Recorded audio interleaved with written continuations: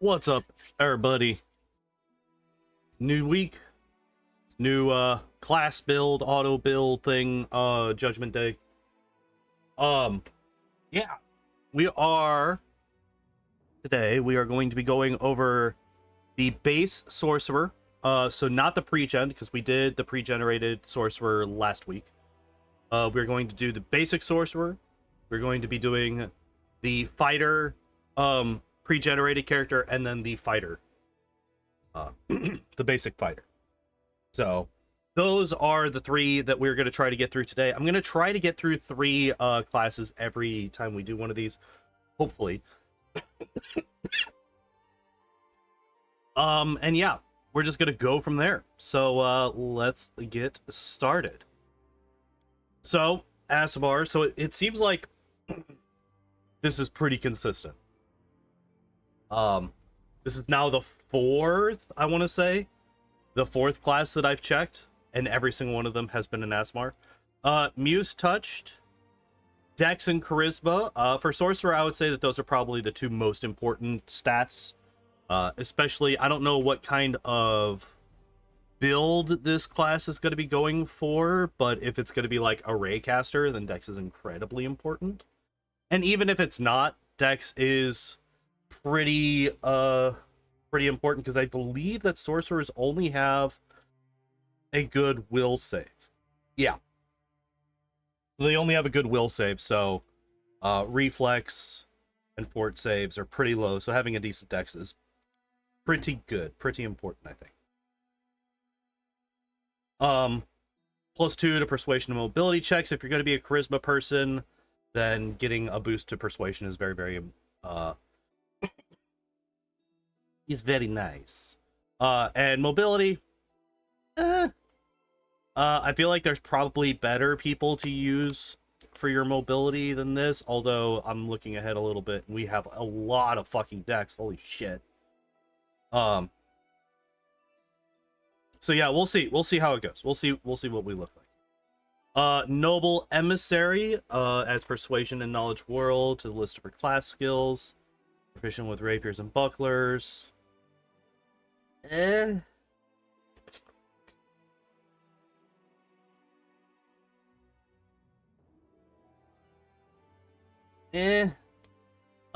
not a huge fan of doubling up on class skills for these, because it is only a competence bonus, which is just going to be overridden by literally any single piece of gear that you find that gives any bonus to these skills. So I'm not a huge fan of this. I would prefer criminal. Was it pickpocket, the one that gives you a bonus to initiative? That's just super strong. This right here, I wouldn't take Dex all the way up to 18. Especially at the cost of int, because sorcerers don't have that many skill points to begin with. So taking your intelligence down to 7 is really fucking rough. I think they might only have... Yeah, that leaves us with 1 skill rank per level, and they put it in UMD, which I guess is fine, but it doesn't take advantage of either the Muse Touch or the Emissary, so this is really weird.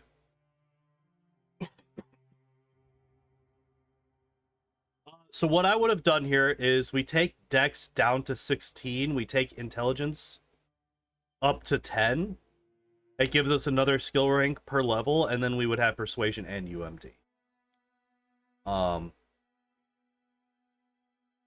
at 14 is fine.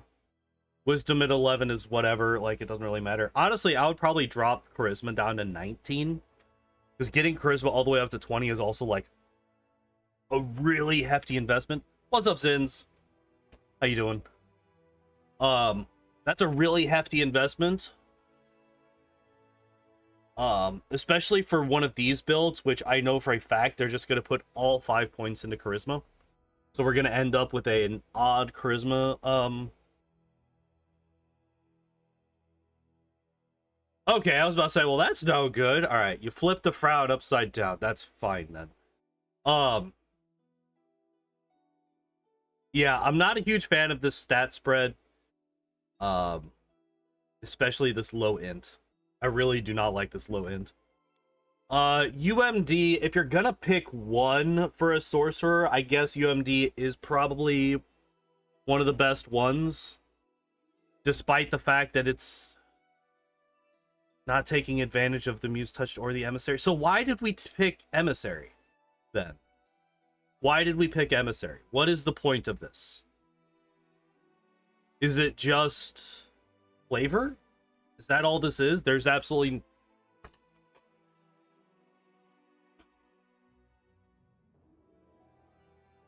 What is this? I'm so confused.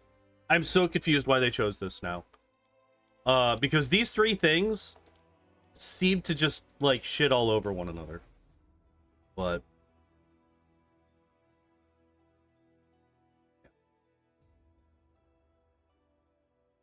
still, like, being a bit different. That's fine. Okay, so we got Spell Focus Evocation, so it looks like we're going for a Blaster Caster. I mean, Draconic Bloodline, yeah, that makes sense. It's probably one of the best ones for a Blaster Caster. Just gets you that there, +1 point of damage per dice rolled every time you cast a fire spell. Very nice. We get Combat Casting, which I'm not a huge fan of, especially not this early. You get greater spell focus, you can get elemental focus, spell specialization, spell penetration. Like, spell pen, I feel like it's a bit early for that as well.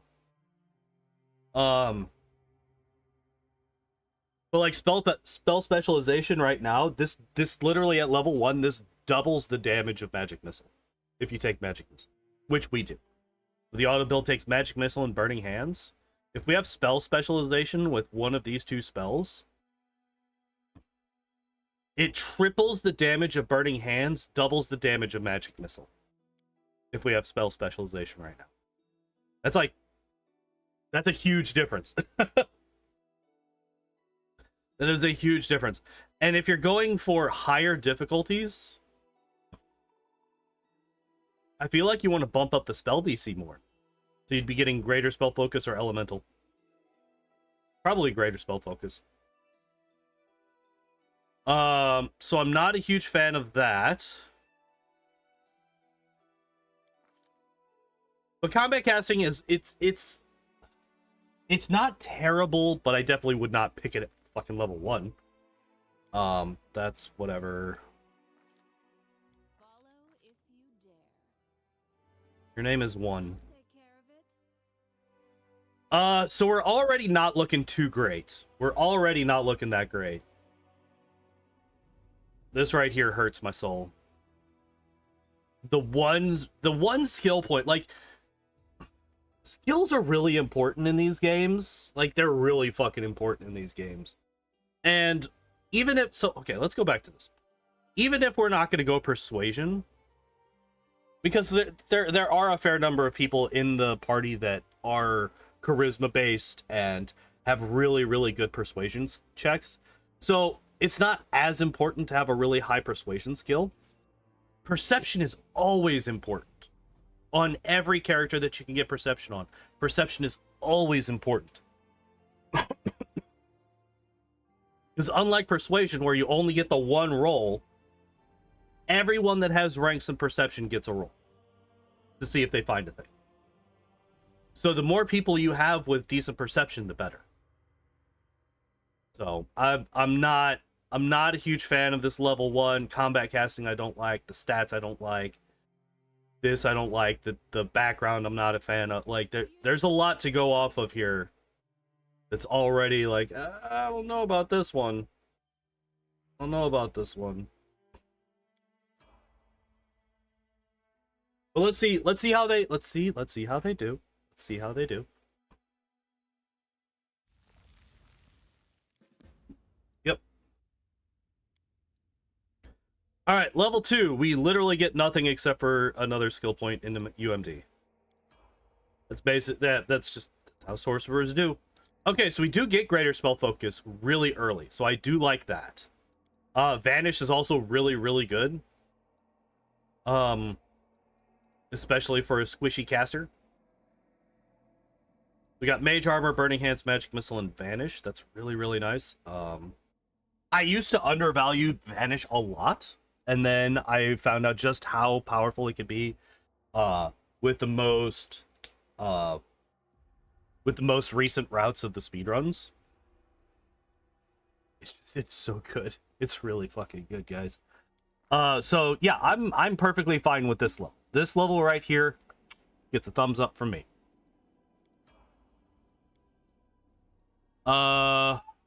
Yep, boosting up that charisma. Burning Arc, since we don't have point blank shot or precise shot, I would say that Burning Arc is probably better than getting where's that? Scorching Ray. I do think that Burning Arc is probably the better of the two here. So I'm perfectly fine with this. And it's an AoE, which you're not going to have a whole lot of AoE options in early game. So this is very, very nice. Even though it's a limited AoE, it's only hits one extra person per 3 levels, but since you are required to be at least level 3 to get it, that means that you're hitting at least 2 people as long as there are at least 2. And then we go straight into elemental focus. All right, I'm just never gonna mention the skills again because it's just UMD every level. So elemental focus fire. Again, I agree. it's really good. We're just boosting up our spell DC a lot. We're already at a +3 for our fire spells. Which is 2/3 of our offensive spell capability right now. We get shield, which is another that's a good one to get, and mirror image, which is again that's a good one to get. And then we get resist energy for free for being a dragon. So level 5. So there can be an argument made that we are focusing a little bit too hard on getting that spell DC up. I think it might be a little bit excessive for as early game as this is, but on the other hand, okay, so if we go back here, what else could we be picking? Allied Spellcaster, if we have somebody else to grab that with, but they never do teamwork feats in the auto build, so we can't really expect that. We could do a meta magic. We could get reach, selective. I mean, I guess we could do selective burning hands. What other +1s are there? Heighten. Could heighten burning hand. I don't know, thinking about this. Bolster. Bolster's probably the best one here. I might pick Bolster here instead of this. It would boost up the damage of Magic Missile by a fair bit at this point, right?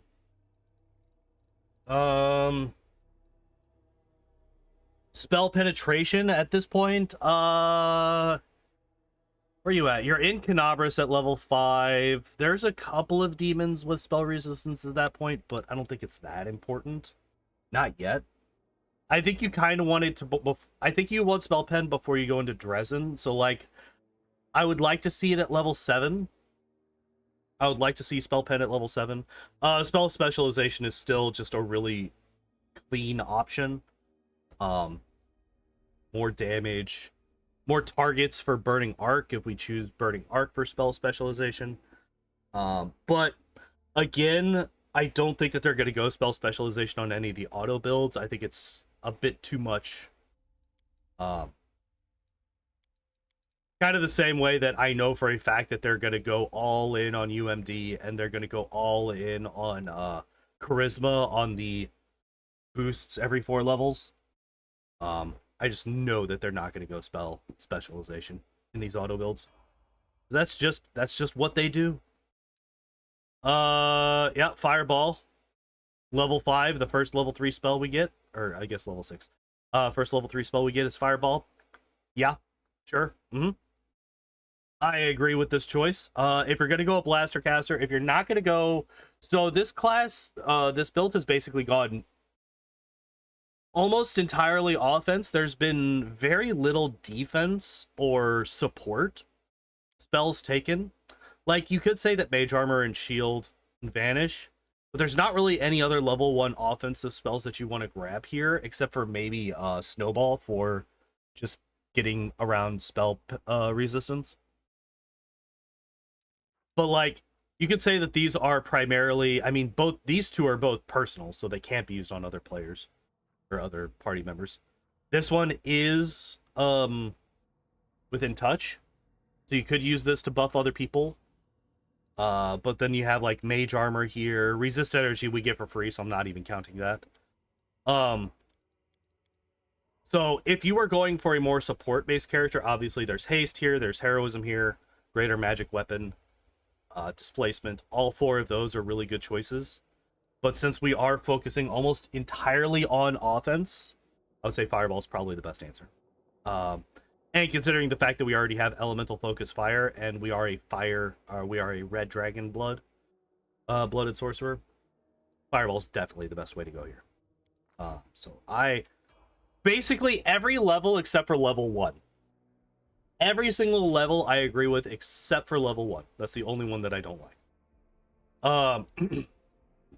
Greater Elemental Focus. So I did mention that I would like to see Spell Pen by this point. Unfortunately, we don't get that just yet.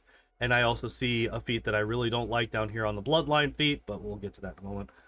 Greater Elemental Focus. I mean, if you're going to have the other 3 at this point, you might as well finish it up, right?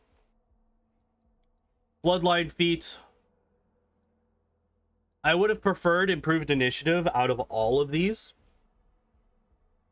But honestly, how many of these do we get? 4. Improved Initiative, Great Fortitude, Toughness, and Quicken, I guess. I guess those 4 would be the best ones because we don't have Knowledge, Arcana, or Mobility as class or as skills, so there's no point in taking those. Oh, actually, we only get 3 of those because, yeah. So I would say Toughness, Improved Initiative, and Great Fortitude are the most likely 3 that they choose. I don't think they're going to pick Quicken. And I'm also just not a huge fan of Quicken Spell for real time. For turn-based, Quicken Spell is incredible. But for real time, I'm just not a huge fan of it. Enlarge Person. So this is our first, like, support spell. Because this is the first spell that we've picked that does not benefit us at all. In fact, it is a detriment to us. Lowers our dex, raises our strength, which we don't care about. Lowers our AC and our attack. This is the first like support spell that I would consider us having. Again, as I mentioned just a moment ago, I would prefer Snowball here, based on the build that we're already going for. But Enlarged Person is fine. Diverse choice builds in general are quite bad in real time. Yeah, you want to try to minimize how much micromanagement you need to do in real time combat.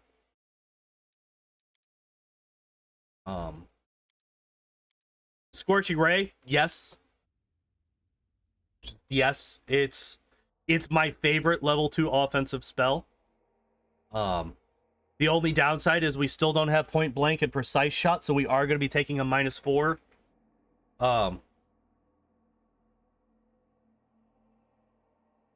So it's not that great because we're already not that good at hitting things. But I'm assuming that they get it eventually. I'm hoping. Now that they have a Ray spell, I'm really, really hoping that they get point blank and precise shot. And then Haste. Haste is fine. Haste is really good. Like, don't let me downplay that. Haste is really fucking good. For this build, is there anything else that I would like to see before haste? Not really.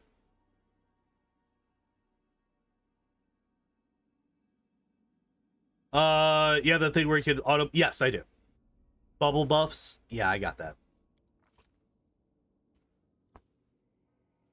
Well, hello, Shelby. You gonna come up and say hi to everybody? Come on. Here we go. What's up, baby girl?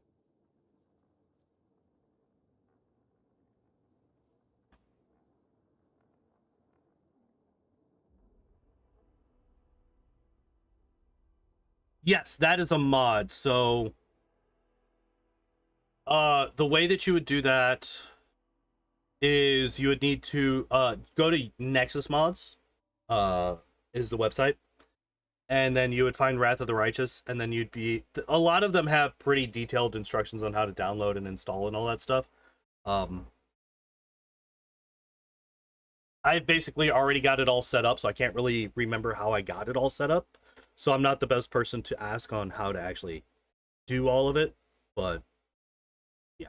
I would recommend going to Nexus Mods, and you should be able to find everything you need there. Overall, I'm not a huge fan of toughness, but I've never been a huge fan of toughness. Everything else, I shall. Hi, leave my beard alone. Everything else about this level, I'm okay with.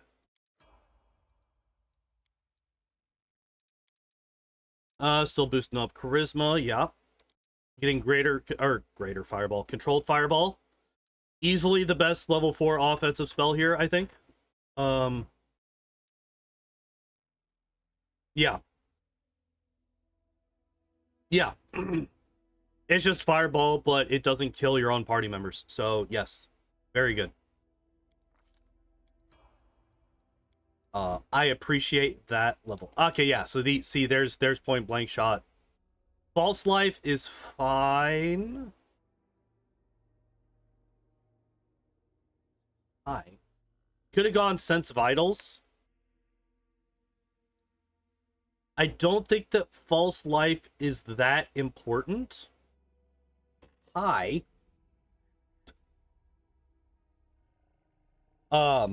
I don't think the false life is that important for a spellcaster. It's personal, so we can't cast it on another character.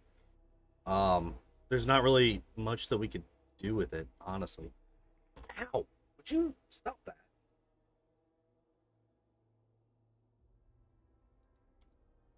Slow. I'm not a huge fan of slow. Apparently, Shelby's just decided that she's gonna play with my beard. I would kind of rather see greater magic weapon or heroism here. Slow. It's a fort save, right?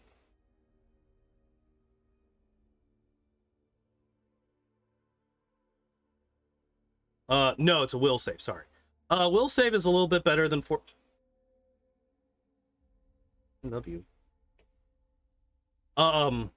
Will save's a little bit better than fort saves in this game, but I think I would prefer displacement, greater magic weapon, or heroism still.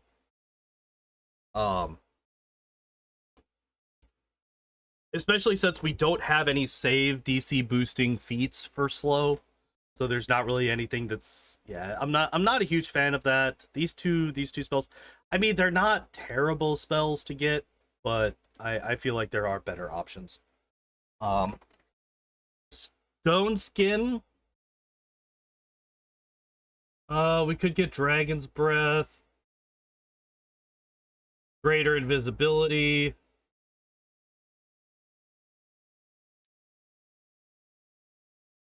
I mean, Stone Skin is fine, don't get me wrong.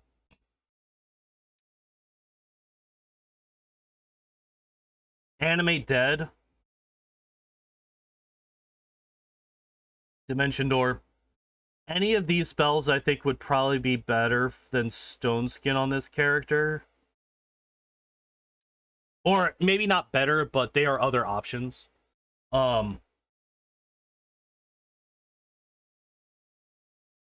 Phantasmal Killer, Overwhelming Grief. These probably not the best because we don't have any boosts to Illusion or Enchantment.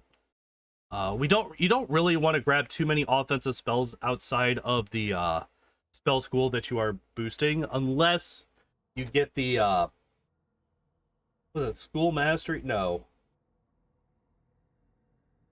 The mythic ability or mythic feat that lets you apply all of your feats to another school. I can't remember what it's called.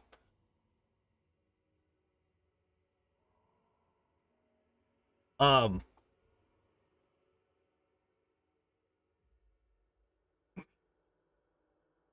yeah, all three of these spells, they're not terrible, but I think that there are other options that they could have gone for.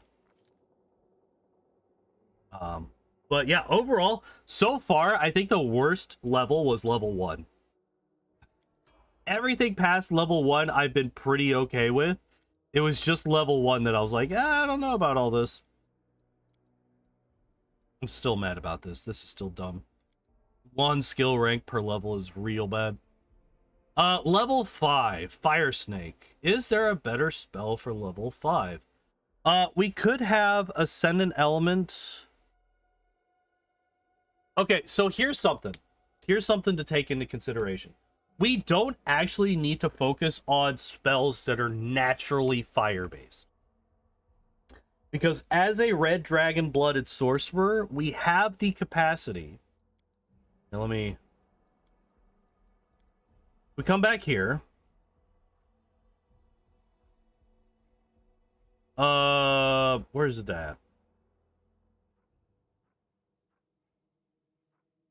I think it might just not show up on here, but you do have the ability to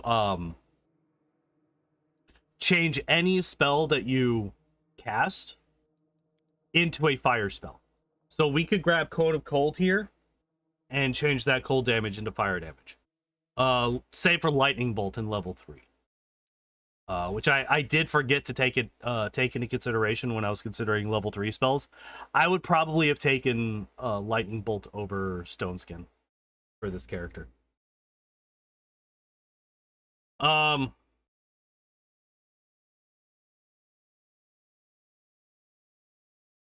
fairly certain that Dragon also has it. I could be wrong, but I'm pretty sure it does.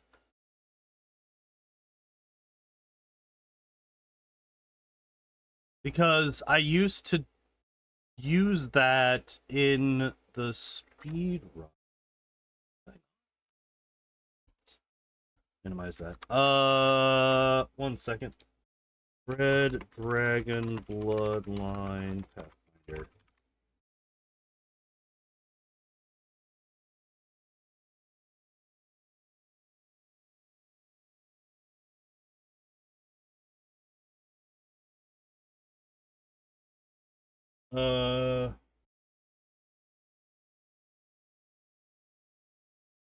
Maybe I am getting them conflated.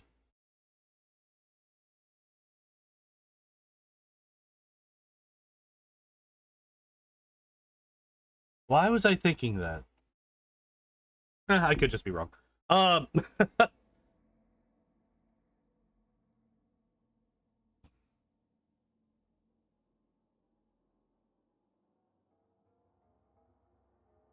Okay, whenever we finish this leveling up, I will just check the abilities. Because if it's there, then it's there. Okay, so level 11, we finally got Precise Shot. So we could finally use Ray spells without penalty. Great. We get Glitter Dust.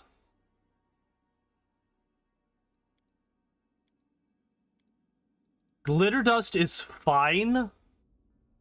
We do get Glitter Dust once per day for free from our heritage. As whatever ASMR, I can't remember what it's called.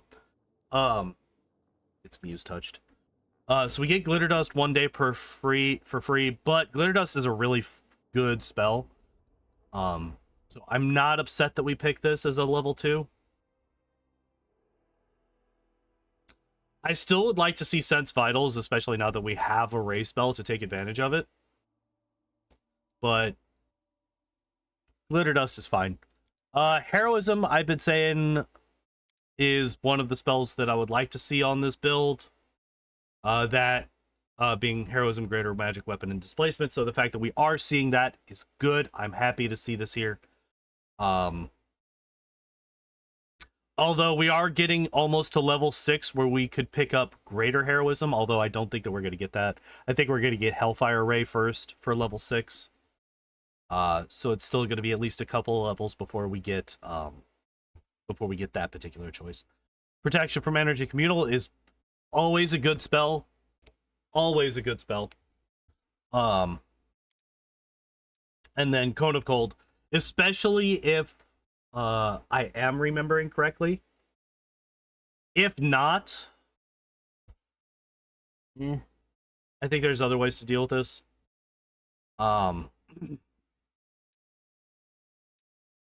If you can't turn everything into fire damage, that makes this far less useful. The spell DC is down by 2 because of elemental focus. We're not going to be getting past spell resistance. Or not, oh, that's another thing. We don't have any spell pen yet. Hopefully we start getting that soon. As I mentioned, I would have liked to have seen spell pen starting at level 7. So that we have it for all the demons that are in Dresden. But whatever. If we can't turn this into fire, what would I have liked to see otherwise? Icy Prison is just a hilarious spell, and I love it. We do have Stone Skin on this character already, so Stone Skin Communal might be a thing. But there's not really a whole lot of level 5 spells that I'm super, like, thrilled about for this particular build. Angelic Aspect doesn't really do anything in this game that you can't get from other places. The DR5 is /evil, so basically everybody in this game is going to get over it. +2 deflection to AC and +2 resistance bonus on saves. You're going to have a better ring and a better cloak at this point anyway. And you're not going to be attacking with natural weapons or melee weapons. So this last bit is also not great. And gain resistance to acid and cold 10. We just got protection from energy.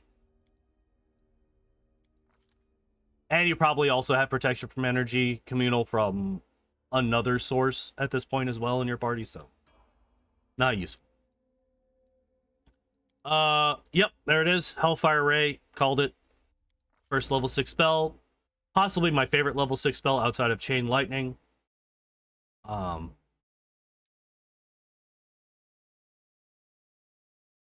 Transformation is also really fun if you're building specifically for it, but this build obviously is not. Level 13. We get our first meta magic at level 13. So we still don't have spell penetration. And Empower spell doesn't really do shit if you don't have spell penetration. And we double down and we get Quicken as well. So we have 2 meta magics on this level. And still no spell penetration. So I'm going to start judging this a bit more harshly the longer we go without getting spell penetration. Because at this point in the game, we are in Illusionira or potentially the mines after Illusionira at this point. We are running into a lot of demons, and a lot of those demons have spell resistance. So not getting spell penetration at this point in the game is really not great. I am not a fan of it.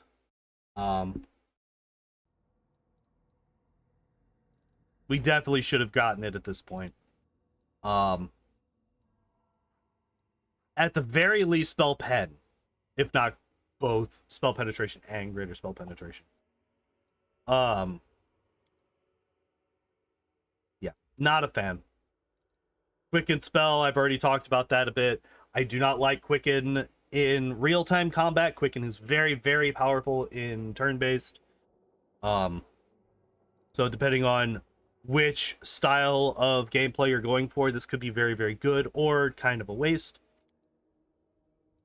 Dragon's Breath is fine if you're looking for another source of damage for level 4 spells, but I think the Controlled Fireball is just going to be better in basically every scenario. So I don't think that there's any real reason for us to ever use Dragon's Breath. Whereas you could get something like Animate Dead to get some extra bodies on the battlefield, Dimension Door to help with your placement, Greater Invisibility to help, you know, to give you that defensive boost, or along with, you know, being invisible. Greater Invisibility comboed with Hellfire Ray and Sense Vitals is a recipe for a absolute fuck ton of damage. But we also don't have Sense Vitals, so we can't really pull that off. But regardless, Greater Invisibility is another choice here that I think is much, much better than Dragon's Breath. Trying to unlock everything for the DLCs at such pain. Good luck. Have fun. Acidic Spray.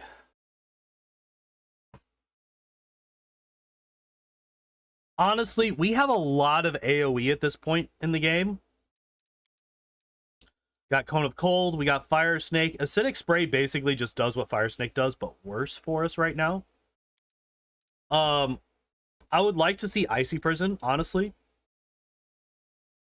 Because even if they save against it, they're still staggered. Is it staggered? It's entangled. So even if they save against it, it is entangled, which makes it flat-footed, allows sneak attacks. Icy Prison is a really good spell.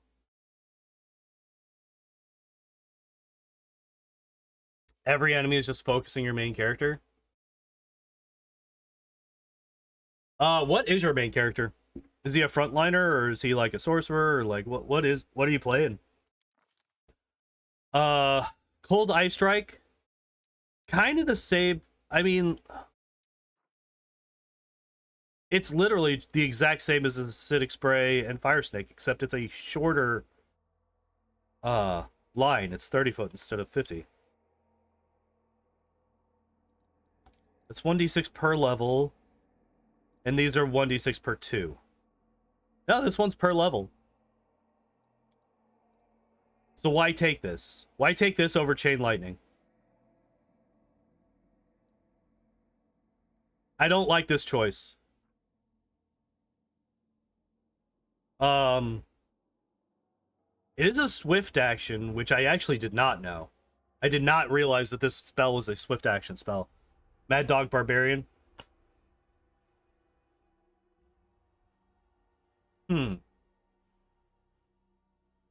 That is strange. So depending on how you have your party set up, because barbarians do run faster than a lot of other characters, she might be getting to the enemies before your actual front line is, and the enemies do tend to focus whoever they target first. So you might want to pull her back just a little bit more so that you can ensure that your front line is actually getting to the enemies first. That's the only thing that I could think of off the top of my head that might help.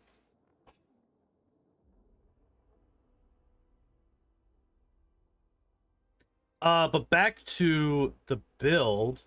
Yeah, I would definitely prefer Chain Lightning. The mass spells are less important at this point, I think, because a lot of people that would benefit greatly from these spells are already going to have belts that boost those stats anyway. So these, I think, are less important than the level 2 versions of them. There's also Heroism Greater, but I think the best one here is going to be either Chain Lightning or Heroism Greater, depending on whether or not we need to have Elemental Bloodline to get everything to fire.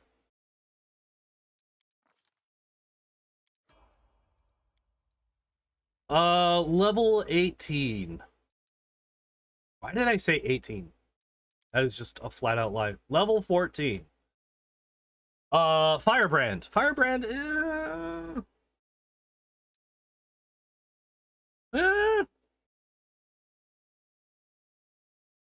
I don't like it. I do not like it. Most of our spells that we're going to be casting at this point do not do damage to our allies. So the immunity to our fire spells does not matter here. 1d6 extra fire damage if the person does not have... Okay, so actually, I don't know how this works. I don't know how this works with Ascendant Element. If we have Ascendant Element Fire, do their plus 1d6 points of fire damage go through resistance?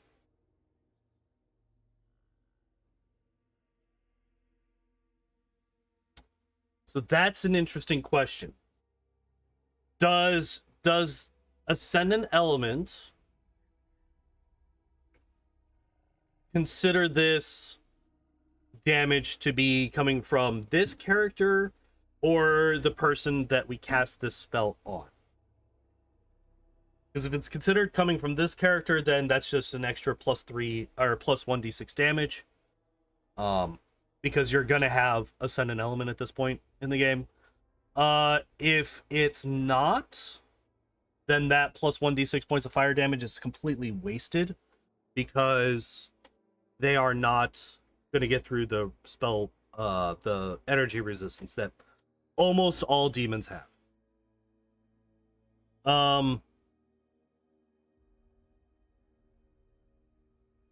And then you can just say, blah, here's a 66 laser.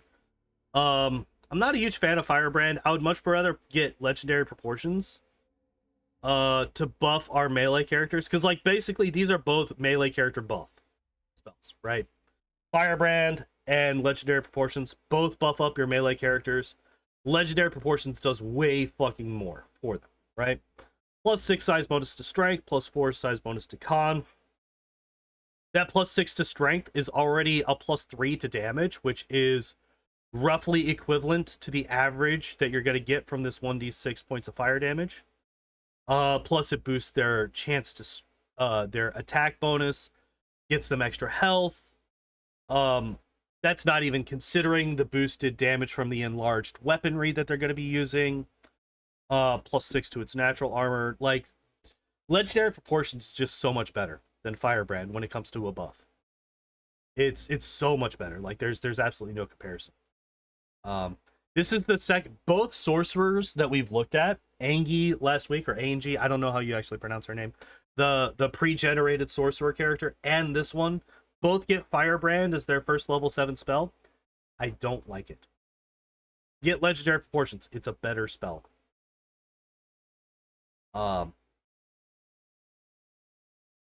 Is there literally anything else that even comes close? No. Legendary Proportions, best level 7 spell. Fight me. Yeah. Yep. We get yet another meta magic while we still don't have spell penetration.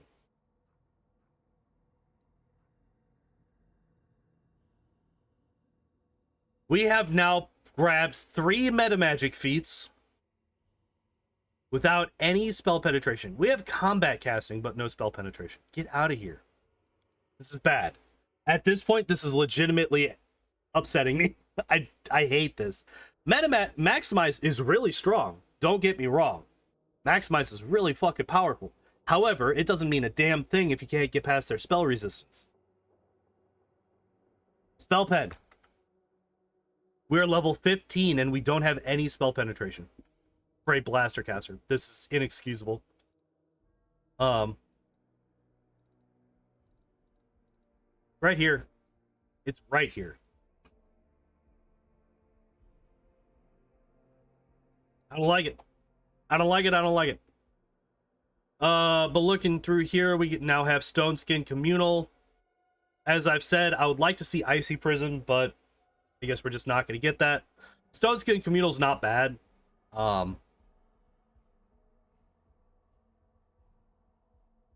But yeah, I would like to see Icy Prison instead. We do finally get Chain Lightning, which I'm perfectly fine with. I approve of this. And we do get Legendary Proportions. So this goes in the exact same way that the pre-generated Sorcerer did. They got Firebrand first, and then they immediately got Legendary Proportions afterwards. I approve. I approve of this spell being in your spellbook. It should be in every Sorcerer's spellbook. It is my favorite level 7 spell. I may be slightly biased, but I think for good reason. Level 16. So we're still boosting up our charisma. This, if you're trying to play this correctly, should be the final point that you put into charisma, but I know that it's not going to be. I know they're going to boost charisma up to 25 at level 20, and I hate it. I hate that I know that. Horrid Wilting as your first level 8 spell, I hate it. Frightful Aspect is right there. Greater Shout. Sunburst. Or Storm Bolts if we could transfer this into fire damage somehow. Sea Mantle is really fucking good for a defensive spell. Horrid Wilting, we don't have anything to boost our Necromancy. We have nothing boosting our Necromancy. All of our fire spells have a +4. A +4 to the save DC. Horrid Wilting has a +0. So I hate this spell. I do not think that we should... Well, I don't hate the spell. I hate the spell in this build. Frightful Aspect or Sunburst, I think, are the two best. Unless Storm Bolts can be transferred to fire damage, which we will find out relatively soon. We also get wings. Point blank shot, apparently. Again, we get point blank shot again. Hey, look at that! Level 17. We finally get spell penetration at level 17. What are you heading into is at this point? I think. Like, putting this into perspective, I think we're heading into is when we finally get spell penetration. Like, just keep that in mind. That is a thing. And I get Finger of Death. Why? Why are we getting Necromancy spells all of a sudden? We got Horde Wilting. We're getting Finger of Death. What the fuck? Why are we getting this kind of stuff? Honestly, I would pick True Sin Communal over that. Or Caustic Eruption. I don't know. I don't appreciate it. We do get Storm Bolts, which... I feel like restarting the entire DLC run to make a character who's just permanent in this.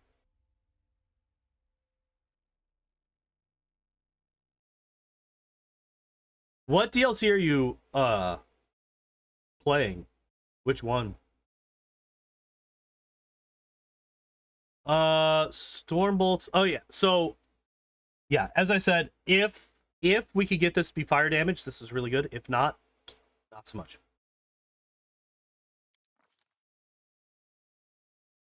Wait, what? Urine is...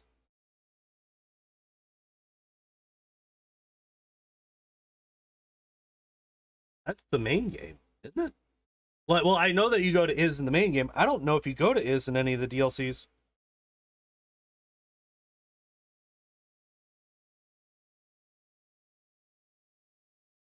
I guess you get Dragonkind 3 for free here, which is whatever. Level 9. Our first level 9 spell is Fiery Body. Oh, wait. You're playing Inevitable Excess? And are you sure it's Is or not, and not Threshold? Oh, wait, no. You do go to Is in Inevitable Excess, don't you? Do you? I can't remember. It's been a long time since I played that. It's been a long time since I played the Inevitable Excess DLC. If you made a level 20 character, then you're in the Inevitable Excess DLC. Yep. That's the one. That's the one that you're doing. All right. Fiery Body. Nope. What does this actually do? You heal from fire damage. Immune to blindness, crits, ability score, damage, deletes, electricity, poison, and stunning. Acid resistance 30, 150%. Yeah. +6 enhancement, bonus to dex. Does not stack with belts, so if you have a dex belt on, this is useless or diminished. Unarmed attacks deal whatever, doesn't matter. Fire spells you cast have their save DCs increased by +1. So our fire spells are now at a +5. Whenever I actually did not know this. I did not know that Fiery Body has this benefit. That's actually really, really nice.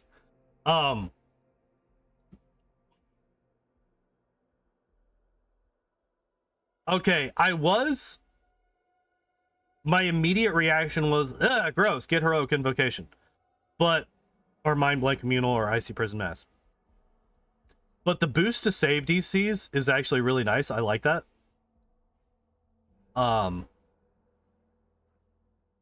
The 150% cold damage is a bit dangerous because there are a fair number. Like, I know that there's at least one major enemy in Threshold that casts Cone of Cold on a consistent basis, so that's really dangerous. But there are ways to mitigate that. You can get, you know, protection from energy, energy resistance, get all that stuff up.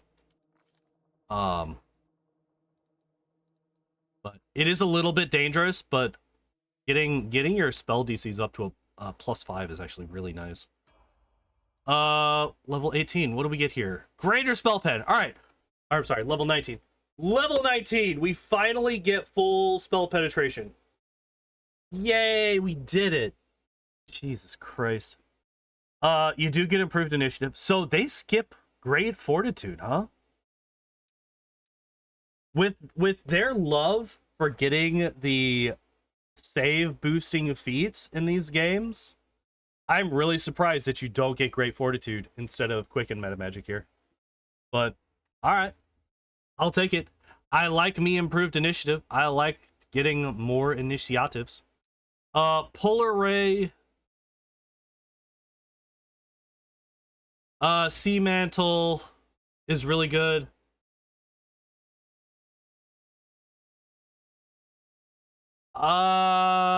Would that spell be worth making her spells last 24 hours? I don't know. I don't think so. Not this one in particular, because this one's going to be 19 minutes per cast. Right? If we look at this, we get Overwhelming Presence for free. So, it starts off at 18 minutes.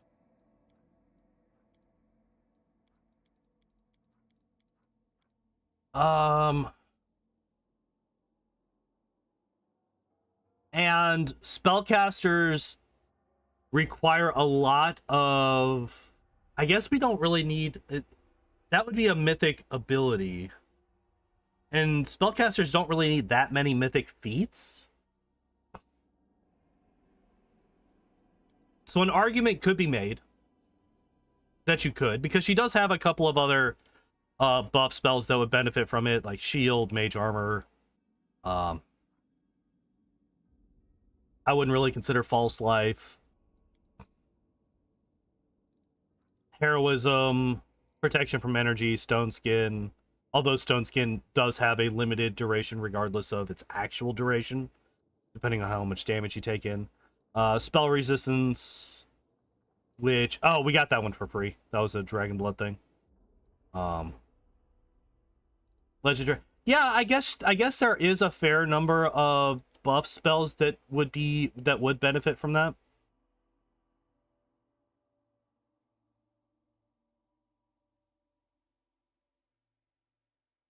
And then yeah, for a level 9 spell this time around, we do get Heroic Invocation, which I do like a lot. Icy Prison Mass is another thing I've mentioned, which I would really, really like. Mind Blank Communal is also really fucking good. Both of these two spells are really, really good. And I would appreciate seeing them in this particular build. Obviously, we only have one level to go, so we can't get them both. Heroic Invocation, I'm less of a fan of now than I used to be, because I kind of forgot that greater heroism just kind of does part of this anyway. So it's less useful there. But A, it's an AoE spell, so it's one spell versus like 18.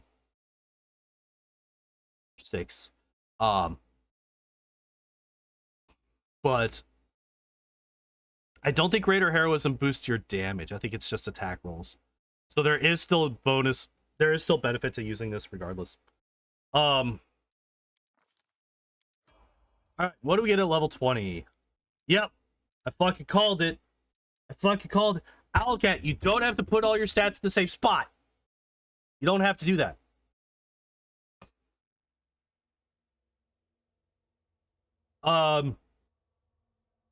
Get intelligence up.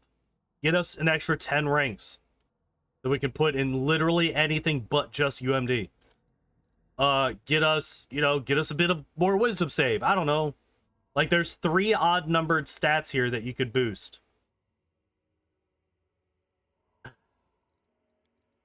Unfortunate. And they go for Tsunami. Tsunami is... I don't like this. I don't like it. It's a conjuration spell.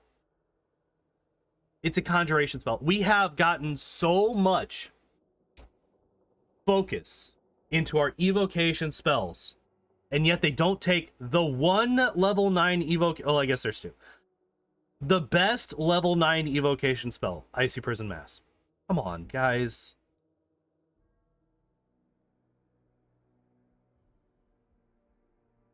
A, it's a fort save for partial damage and partial effect.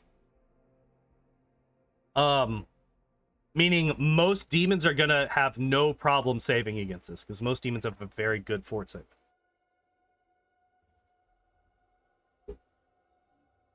Whereas Icy Prison Mass, regardless of whether it saves, they're entangled and they're taking constant damage. Like, this is 20 points of damage per person hit per round. That's a lot of damage if you have like 5 people. That's an extra 100 damage per round that you're doing. That's huge. While also entangling them or paralyzing them if they fail their reflex save.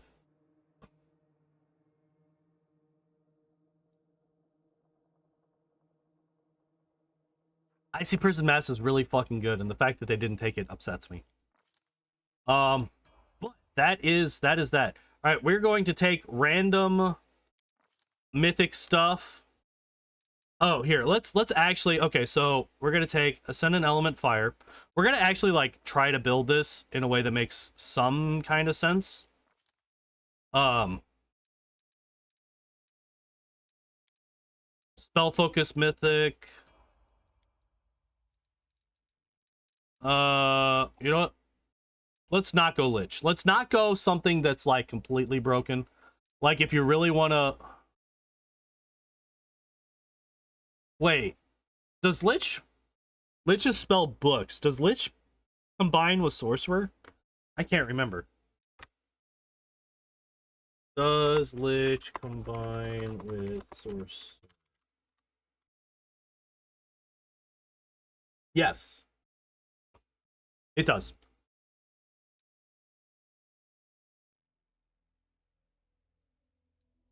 You know what? Alright, Ascendant Element. Oh, we already did that. Abundant Casting. Yeah, okay. Marksman.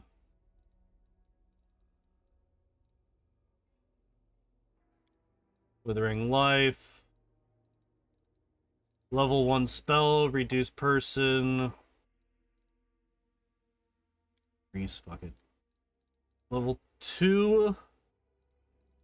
Sense Vitals. Level 3. Placement. Level 4, Greater Invis. Level 5, Icy Prison. Oh, we get 2 level 5s? And Shadow Shield, fuck it. Oh, actually, no.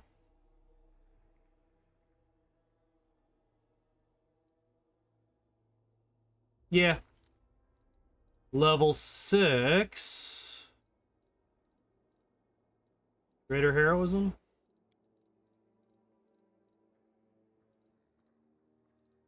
Dispel Magic Greater. Alright. Mythic Feat. Spell Pen Mythic. Was improved. God damn, that's a lot.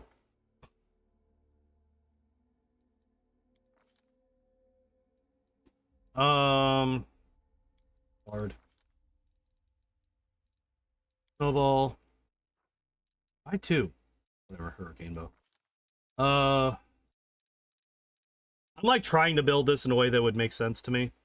Molten Orb. Actually, probably Invisibility. Greater Magic Weapon, probably.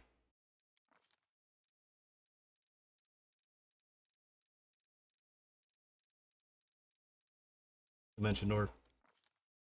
I like Dimension Door. It's a good spell. Waves of Fatigue is like just a really fun spell because it's just like, yeah, I get fucked. There's no save. There's no way to resist it. It's just, you're fatigued now. Bye. Have fun with that. Sirocco. The rank 4, Morlich. Alright. So if we take a look at this now. We have Enduring Spells, Improved Abundant Casting. So we're going to be taking improved all of the Abundant Castings, obviously.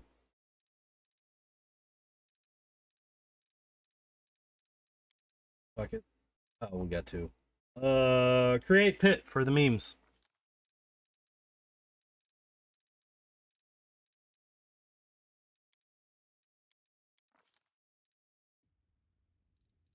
Banishment is really good. It's those waves of exhaustion, though.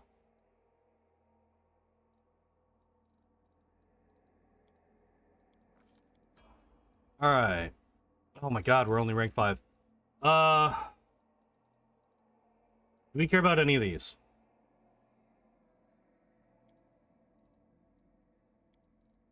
Could potentially do that. Or, okay, so let's actually play this out. So we got Greater Abundant Casting, something here. Enduring Spells, something here.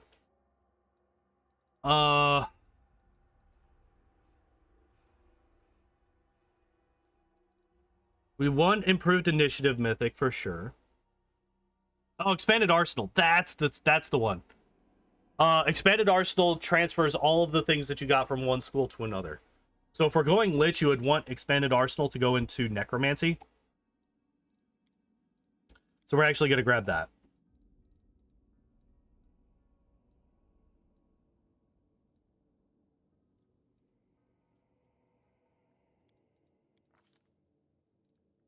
I don't know.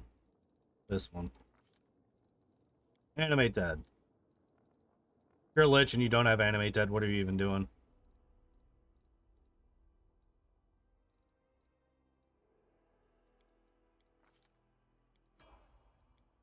Alright. Now... Where you at? Where you at? Where you at? There you are.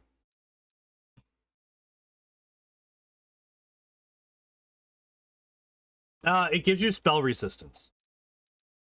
That should not give you immunity to your own buffs. What that should do is that should give you... because the way that spell resistance usually works is you could just choose to... Oh yeah, magic nullification gets rid of your buffs. Yes. But yeah, the way that spell resistance usually works is you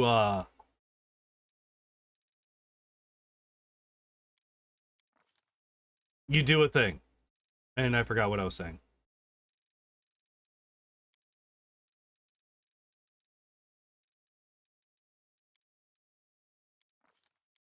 God damn, why can't I think? It allows you to... Fucking Christ. My brain refuses to work. Spell resistance allows you to not like just turn it off at will, basically. So like if you're getting buffed, you should be able to just buff your party members without having to deal with rolls. So just as like this doesn't suck kind of thing, they allow you to take advantage of your buffs without having to deal with it too much. Oh, cleric.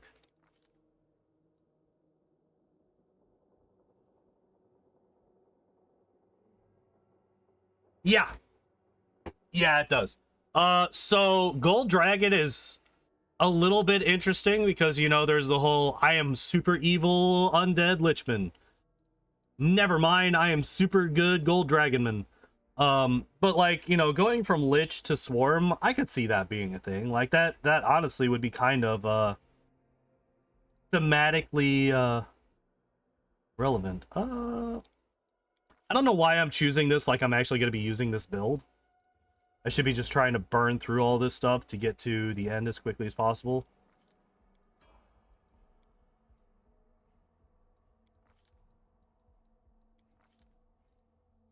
All right. So at this point, we kind of need to pick up enduring spells. Is there anything else that I would like to have at this point? Second Bloodline is pretty good.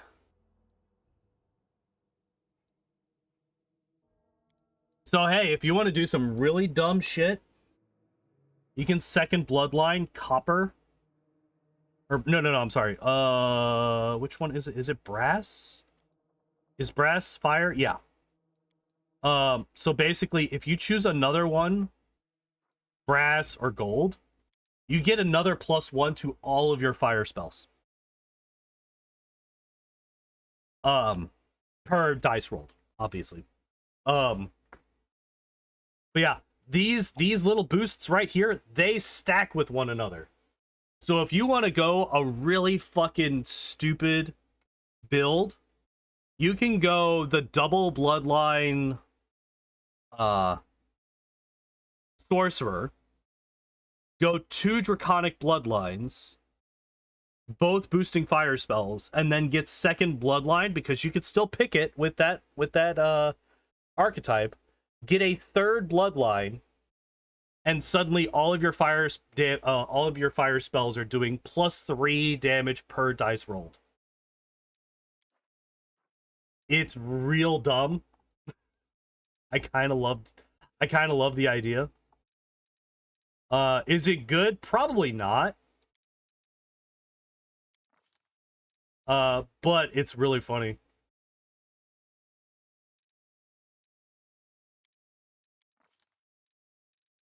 Okay.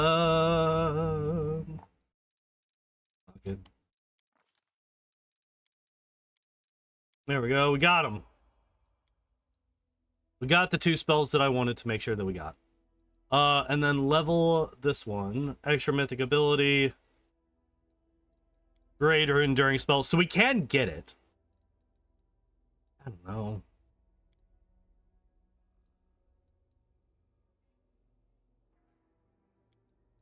Mages.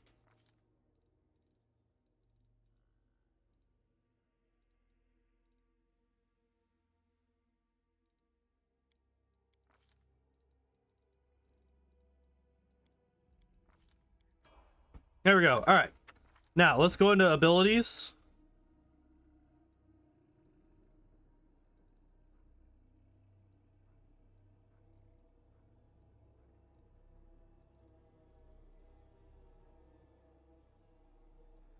I like how this game forces us into this. We're level 20 now, but we still only have level 1 spells and shit because it doesn't consider us having rested yet.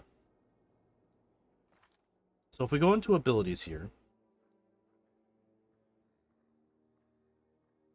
I'm just double checking what was discussed earlier. Do dragon-blooded sorcerers?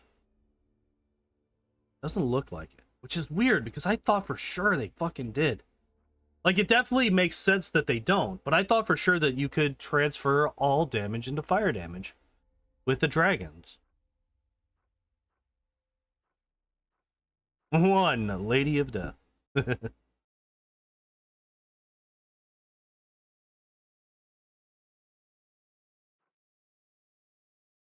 Nope.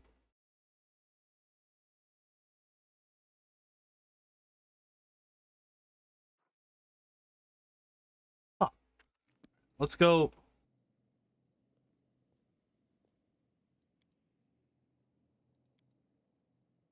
Oh wait, we gotta like run back out. Huh? Is there a spot where I can rest? Yeah.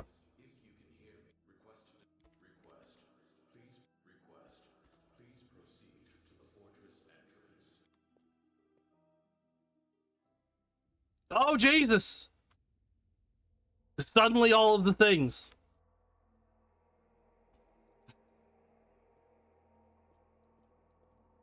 Touch. Rest here. Oh, I can.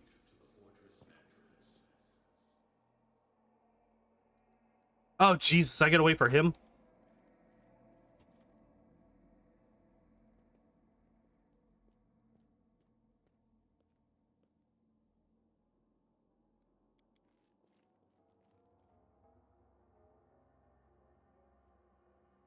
All right, we are going to rest. It doesn't matter. Literally couldn't care less.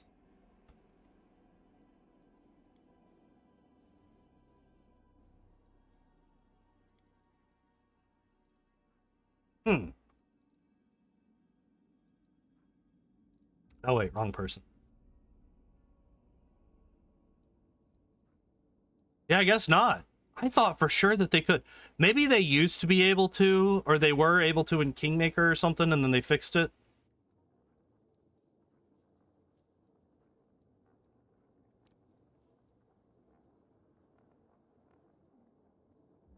All right, well, that's Sorcerer. We did it. Summon the dragon. All right. There we go. We did it. We summoned the dragon. I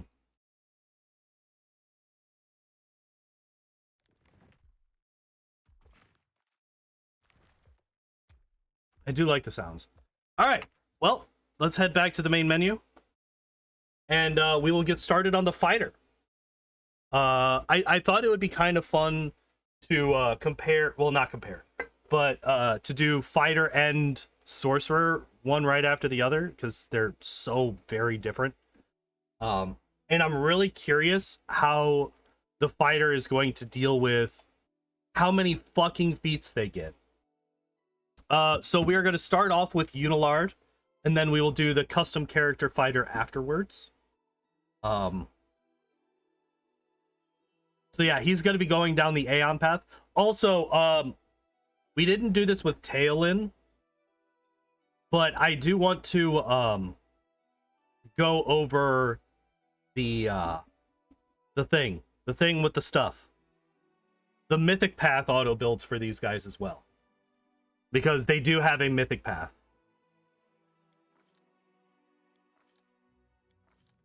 Human, Abadar, lawful good, stuff and things and stuff. All right, so let's take a look at what we got here. So we got guard. Okay, so first off, strength of 16, dex of 15, con of 16, intelligence of 13. Okay, so all of those make complete and total sense. Dex might be a little bit higher than what I expected. Especially for a tower shield specialist. Okay.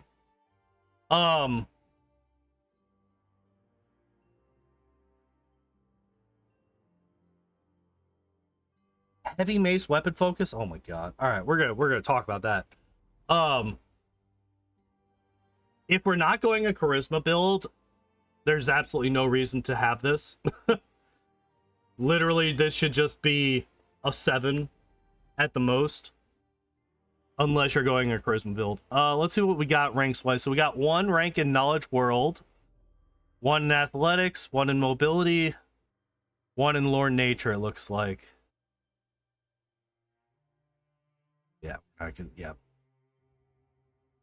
All right, so 1, 2, 3, 4 ranks per level. Much better than the last one. Well, actually, it'll be 3.5 because we got a +1 on intelligence. Guard gives us Perception, light armor, short swords, and light crossbows, which we will not be working with at all.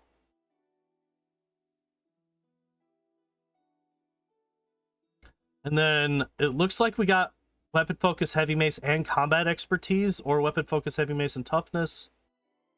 I'm not actually sure. We're gonna have to... Oh, wait, yeah, no, because we get an extra feat because we're human, and we get an extra feat because we're a fighter. So we get 3 total feats at level 1, which is kind of insane. Unfortunately, they waste 2 of them. I mean, I guess combat expertise does give us... Oh, wait, that's right. This is the... This is anti-power attack. Oh, I don't like this. I do not like this.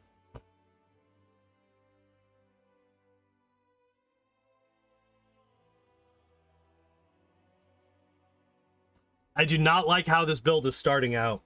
So the problem that I have with this build so far is just having a wall that doesn't do anything is not useful in these games. You want your walls to also be able to do damage. You want them to have some spikes on there, right? If you have a character that's just standing there and is basically immune to most damage, what that means is that they're going to stand there while everybody else dies, and then eventually they also die because crits eventually wear you down, or they start taking spell damage or something. Focusing this hard on, like, you do have weapon focus, but it's heavy mace, which is not a good weapon class. I think heavy mace is like my least favorite. Like, the maces themselves are just like my least favorite weapons in the game. They're just so boring. I mean, granted, boring is subjective, but I don't find any benefit to doing heavy mace over like a rapier or a glaive, like something with reach or something with a higher crit range, or literally anything else but a heavy mace. Hell, give me an axe with a ×3 weapon, ×3 crit damage. Give me something. Yeah, shut up. All right, so let's... So we then get trip. Okay. By the way, mobility, we have a -1 with 2 points into it, so that's cool. Here, let's... Fighter proficiencies, Abadar, yeah. Background as a guard, weapon focus, yeah. Toughness, combat expertise, trip. First bear. Okay, so yeah, I'm actually not overly... I guess, what's-her-face was a Tower Shield Specialist. They brought Tower Shield Specialist back. They have one in both games. I just realized. Because Valerie was a Tower Shield Specialist in the first one, right? Second level Tower Shield Specialist can use his shield to screen himself from burst spells and effects, gaining +1 bonus on reflex saves against them while employing a Tower Shield. Bonus increases by +1 for every 4 levels after second. Okay. That's actually not bad. It's an untyped bonus, so it stacks with everything else. Yo, Bovin, what's up? How are you doing, my dude? You're just in time for us to tear apart this build. We just got started with the fighter.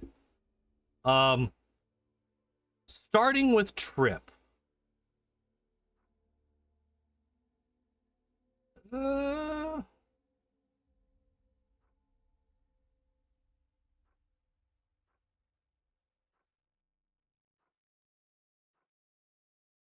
Like, does this expect you... I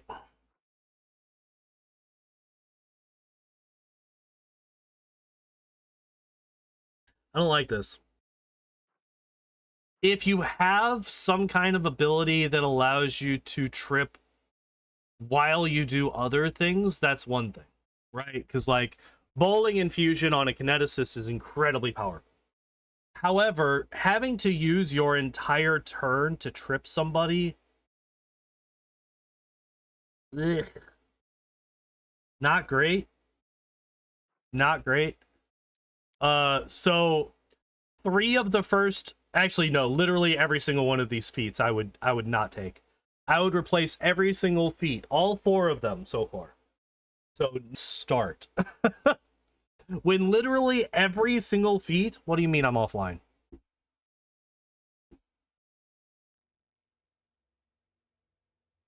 Owlcat is trying to silence me. Owlcat's trying to silence me.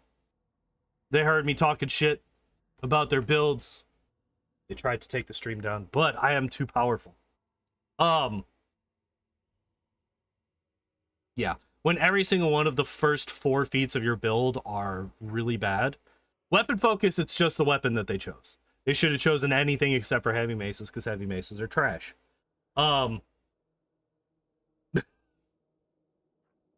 But toughness, combat expertise, and trip, like, you don't have anything to trigger trips.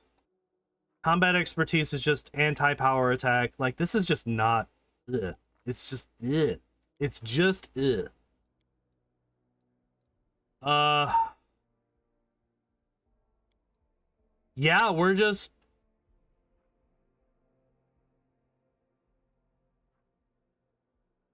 We're just gonna be having, like, it's all defense. That's all we're getting is defense. Which... I have made my stance clear on full defensive builds. I don't like them. I feel like they're a waste of time. You should be going for something to do some damage. Or do something to allow other people to do damage. Like, if you're going to be just a person who stands around and doesn't do anything, become an intimidator. At least then you're doing something. You're helping your other people hit. This guy just stands there and hopes that the enemies attack him. That's what this build does. This build literally just stands there and hopes that the enemies come to him instead of anywhere else.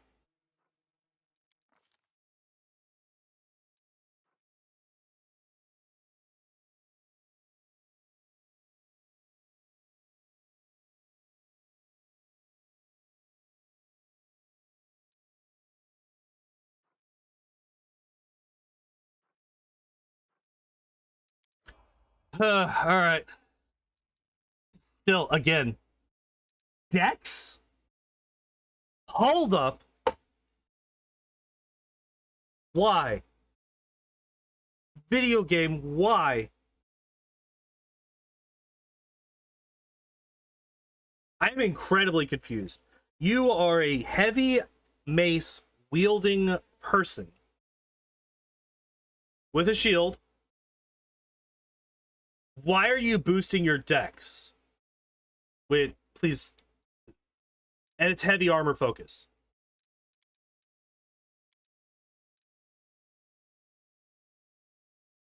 Heavy armor focus. Wait, what the fuck? Okay. Armor training increases the maximum dex bonus allowed by 1. So if we are wearing full plate, we have a max dex of 2. Max dex of 3 once we hit level 7. So you cannot take it full advantage of this dexterity bonus for your AC until level 7.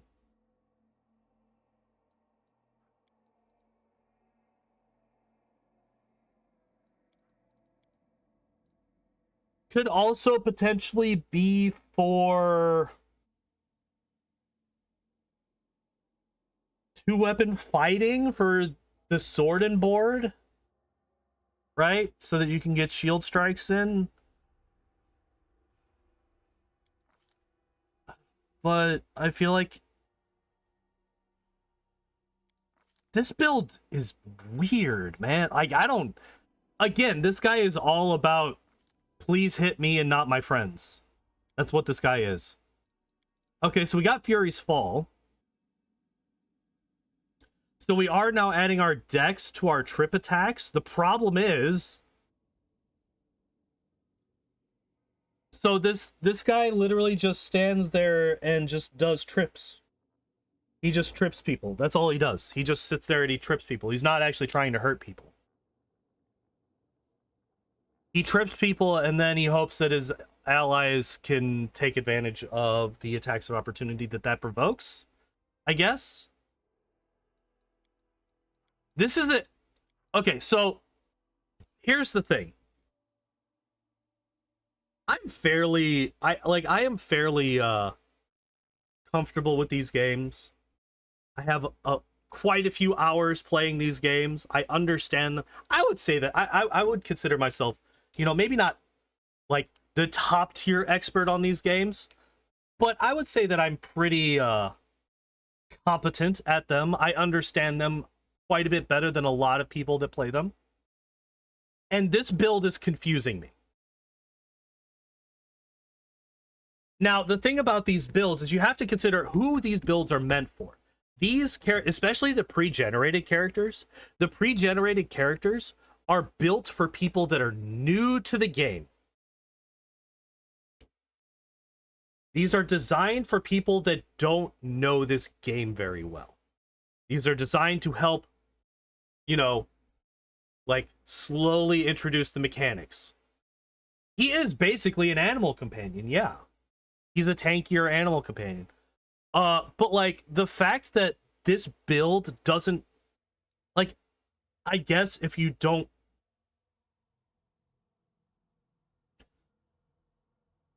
the best thing, like if I'm gonna steel man this build, I could say that my predisposition and the way that I think about this game could be biasing me against this build more so than it should be. I really do not like this build. I think that this build is trash so far. But if you come into the game and you don't really know anything, as soon as you see Trip, you're probably going to start using Trip a lot, right? And especially once you see Fury's Fall, you're going to be tripping all the time as a new player. So this build, as long as the person who's using it is paying attention to what they are getting, I guess this build does make a fair bit of sense. But to me, knowing as much as I know about these games, I hate it because it's so hyper specific in what it does. And what it does is so not great compared to other things that it could be doing. That it blows me away.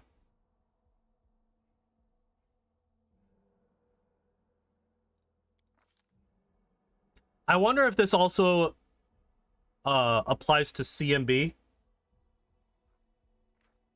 Like the -2 penalty, so he doesn't get the -2 penalty on attack rolls. Does that also include CMB? I'm curious. I actually don't know. All right. Okay. So we now have two separate combat maneuvers. We have two separate combat maneuvers. This means that these new players are going to have to choose between which ones they are using.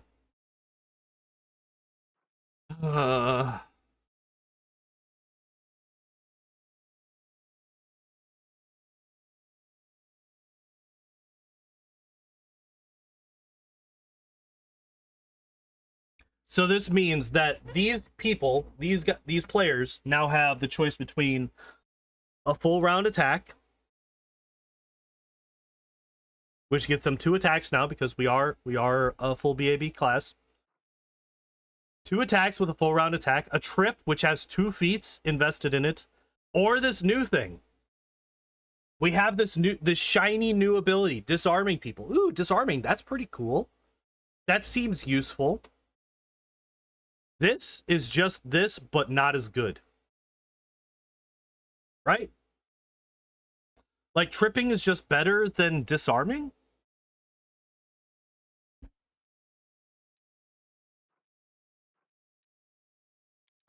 I really hate this build. Holy fuck. This build hurts me. All right, what do we got here? Force reality. Okay.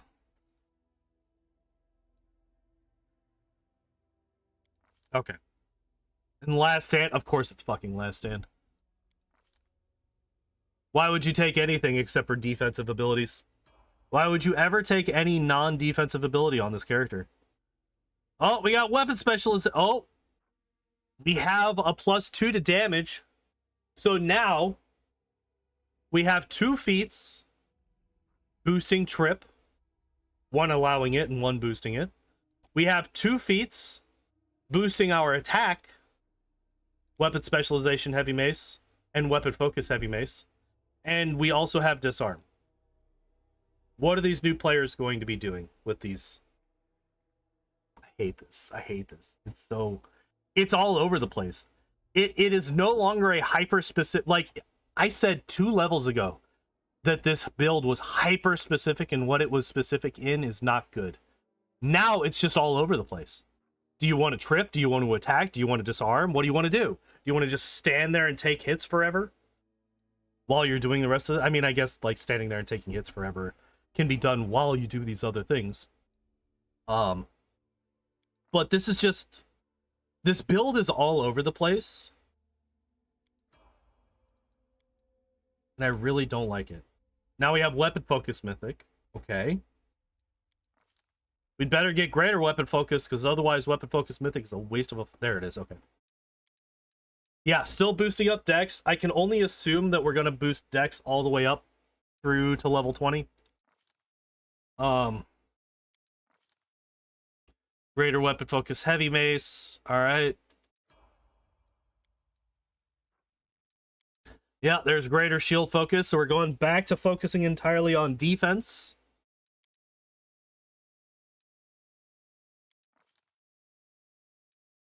What does this do? Gains a shield bonus against touch attacks. All right, so that's actually really nice. I will accept this. So we get thundering blows. Okay. That's fine, because we're not going to be hitting anybody with this build. We're not going to be hitting anybody with this build. So getting thundering blows is fine. Enforcing game damage. Oh my god. All right.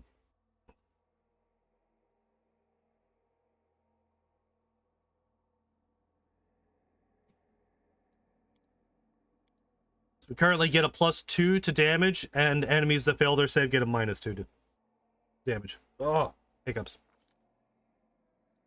Shield of Faith, True Strike, and Divine Favor. I mean, I guess True Strike is a good spell to have on this build, because it's the only way we're going to actually hit anybody. And then Divine Favor as well. Alright. I'm okay with those spells. I'm okay with those spells. Feel like those are probably the best ones to pick from that list. Okay.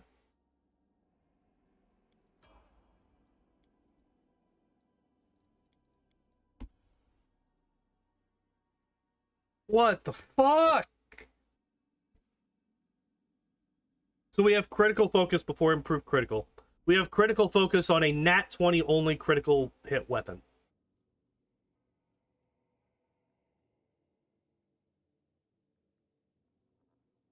What the fuck is this build? What is this build? What is this? This build doesn't make any sense. I'd take Hammer the Gap over half of these fucking feats. Jesus. Take Hammer the Gap over fucking Disarm any day of the week. At least Hammer the Gap has a chance of doing something. Yeah, look at all these. Improved critical, greater trip, greater disarm. Oh, like, greater, like, if, whatever. Alright, so we got critical focus. Hooray. We also get a +3 to reflex saves against spells. This also is a lie? I guess we're not actually wearing a shield.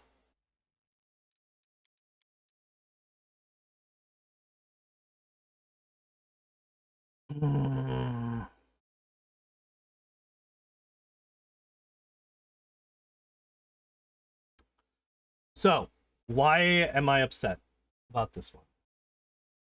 Well, if you're taking shots to the face, you're going to be taking a hell of a lot more than once per round, especially at level 11. Meaning,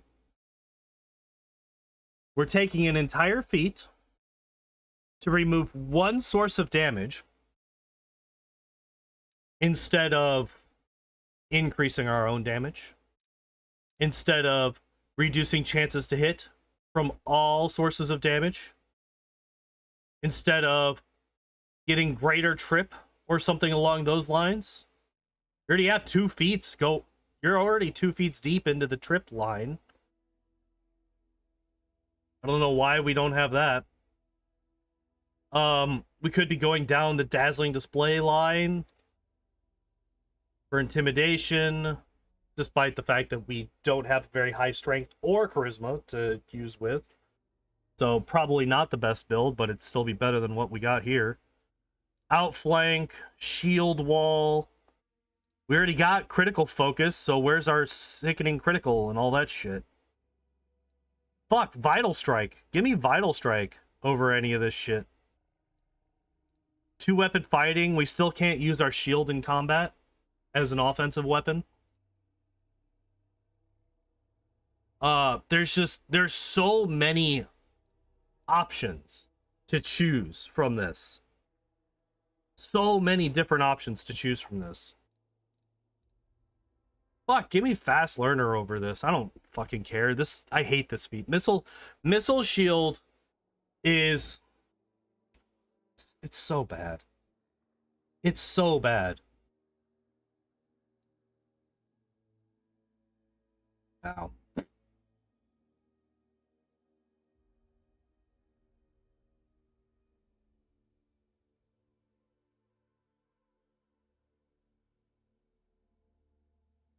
Wait, tripping strike is a thing? Why do we not have access to this? Only took about an hour. Jesus.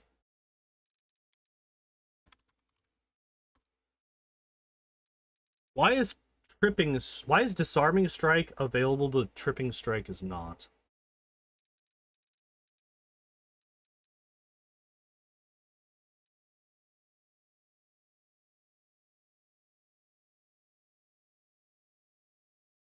Am I just blind? What the hell?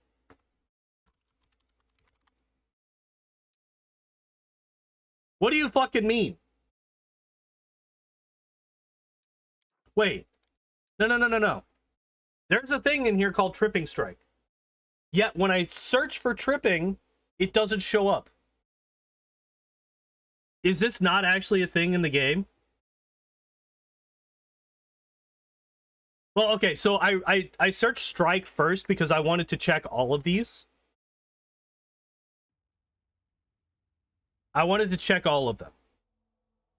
So I didn't want to just check for tripping strike. That's why I chose strike first. And then I was like, all right, maybe I'm just not seeing it. There's actually no such thing as tripping strike. So if we go back to searching for strike,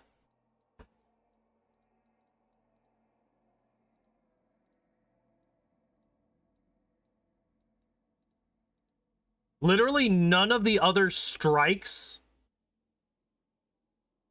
that are shown in this feat description exist in this game. None of them do. Bull rush strike, disarming strike works. Repositioning strike, not here. Sundering strike, not here. Right? Repositioning strike would be right here. Sundering strike would be right here. None of these are a thing. Wow. Owlcat really needs to stop copy-pasting descriptions of feats and spells from... Like, guys, you gotta you gotta edit at least a little bit, man. You can't just copy paste the descriptions, because then it leads to confusion like that. Because like I got really excited. I was like, oh shit, is Tripping Strike actually a thing in this game? Could that actually make this fucking build work a bit better? No, it's not real. Not in this game. Not real in this game. But anyway, Missile Shield is trash, and so is this build. Alright, what do we get at level 3? God fucking damn it. Hey guys, we get an extra fucking like 8 health. Also, when we're dead, we gain DR10.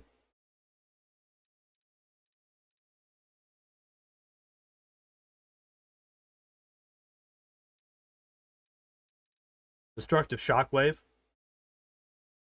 Could be good. Because we're not going to be hitting anything with this build. Shield Focus Mythic. Could be really good. I don't actually know. So we already get our shield bonus to touch. I know that. I'm not sure if this stacks. I'm really curious if this would stack.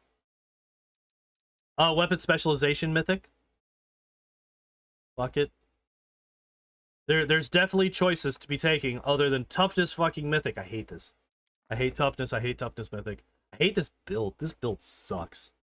So actually, the really good thing is, whatever the non-pregenerated fighter auto build is, which is such a weird sentence. It can't be worse than this one. It cannot be worse than this one. Remove sickness, sure, why not? Blessing encouraging life at delay poison. What is it even do? Minutes per level, +2 morale bonus on saving throws against fear and death. Alright. Not great, but whatever. There's not really a whole lot of... Okay, so we get greater weapon specialization. We get more dex, because fuck it, why not? So we now have a +4. I guess we do have enough of a head start on our armor training at this point that the +4 does make sense. We can actually take advantage of all of our decks for our AC. We are not limited on that.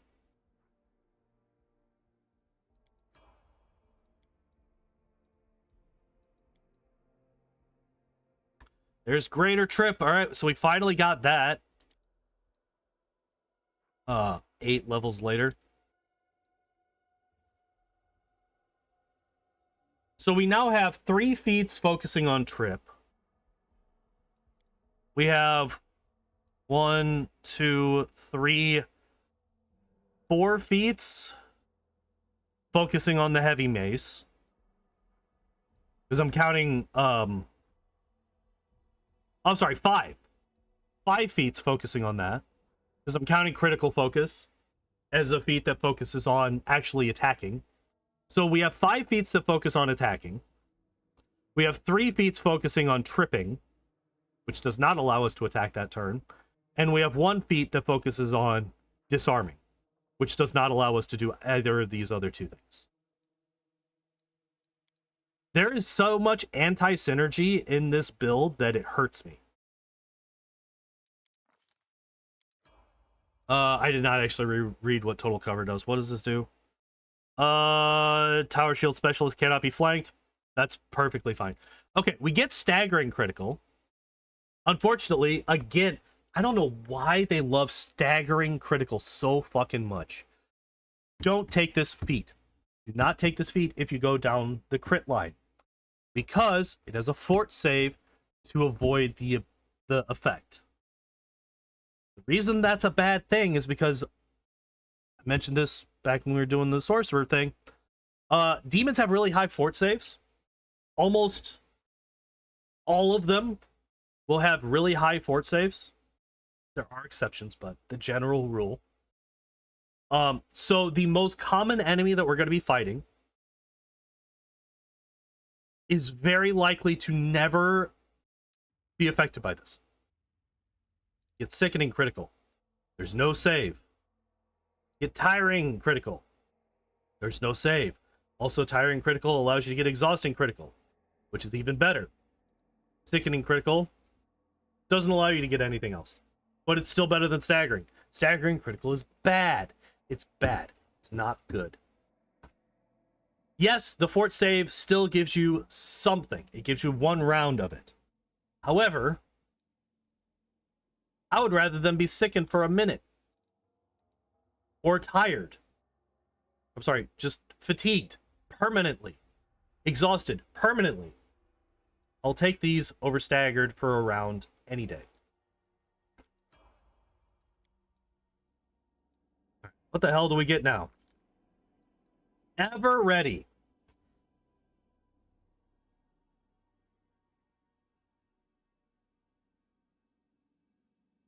Is this build really designed around only ever doing damage from attacks of opportunity? Is that what this is? You trip people, and then when they get up, you attack them, and that's the only way that this guy does damage?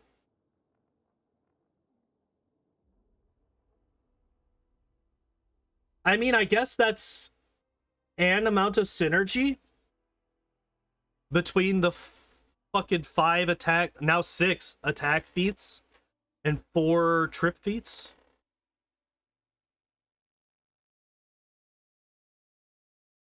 Or 3 trip feats or whatever the hell it is. Okay, I accept. Yeah, by the way, guys, just get yourself a wolf animal companion, and that's a much better build than this guy. Power of Law. Oh yeah, I read this. I read this when I was doing my Aeon playthrough over on Twitch. This is bad. This is bad, and I don't like it. Oh, so I guess I should go over it. The reason that this is bad.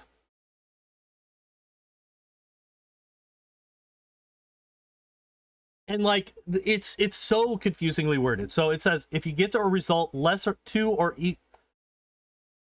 equal to or less than 1 plus half your mythic rank, this result instead becomes 2 plus half your mythic rank.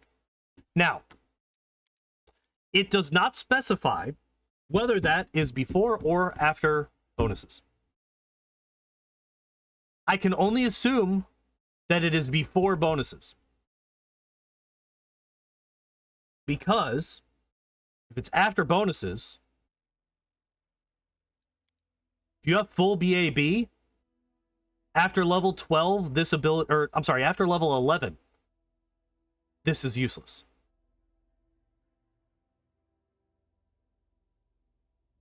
And because if you're a full BAB class, I'm sorry, after level 6, this would be useless. Because it's half your mythic rank, not your full mythic rank. Because you're always going to roll higher than that if this counts bonuses. If it doesn't count bonuses, then basically all this does is if you roll a 1, this can get you when you're maxed out. And reminder, when you are maxed out on your mythic path, unless you're going into the Inevitable Excess DLC, you have like 3 fights left in the whole fucking game. So let's take this at max value. So if you roll a 1, it allows you to instead have rolled a 7.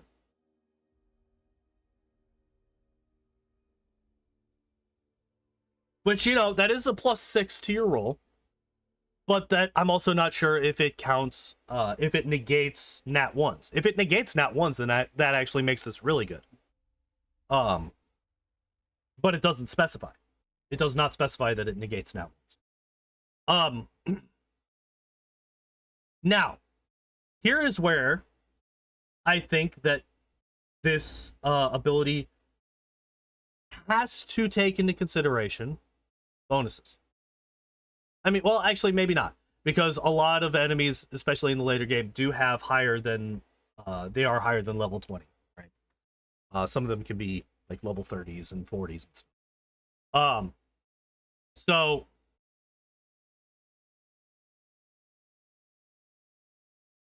I guess this is better for the offensive aspect than it is for the, like, I guess it's actually a defensive aspect. I guess this is better for this aspect then. The 21 minus half your mythic. Wait, what?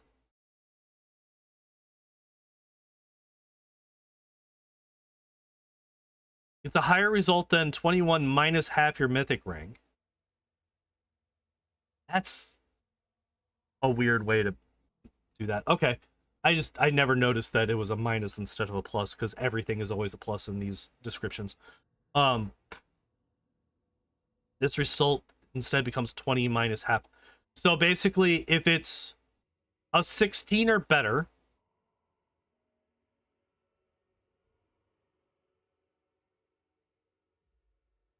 or I guess a 17 or better, because it's a result higher than, not equal to, and or higher than. If it's a 16 or better, or 17 or better, sorry, keep saying 16. The result instead becomes a 20. Or I'm sorry, a 15. Which is most likely going to be a hell of a lot stronger than I used to think it is. So this aspect up here is basically useless. This aspect down here, there are uses for. Especially once you get into the later game, I actually think that this could actually be fairly useful.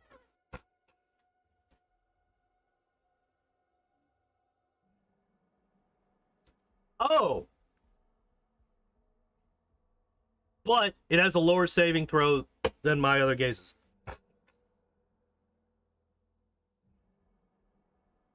What is this gaze? What does this go off of?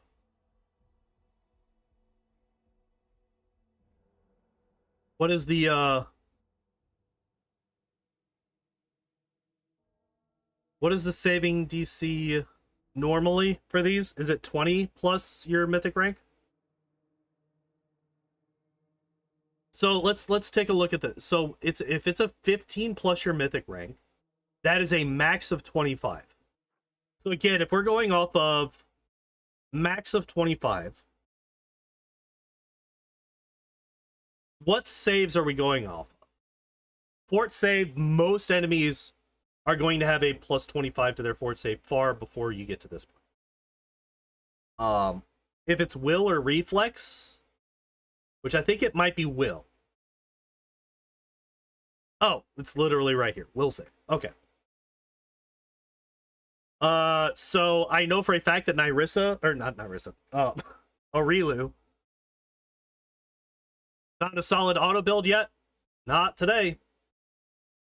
Actually, the basic sorcerer one wasn't bad. The basic sorcerer auto build is a pretty serviceable blaster caster. Especially if you go Lich auto build. Or not auto build Lich, but if you go Lich to kind of subsidize that build.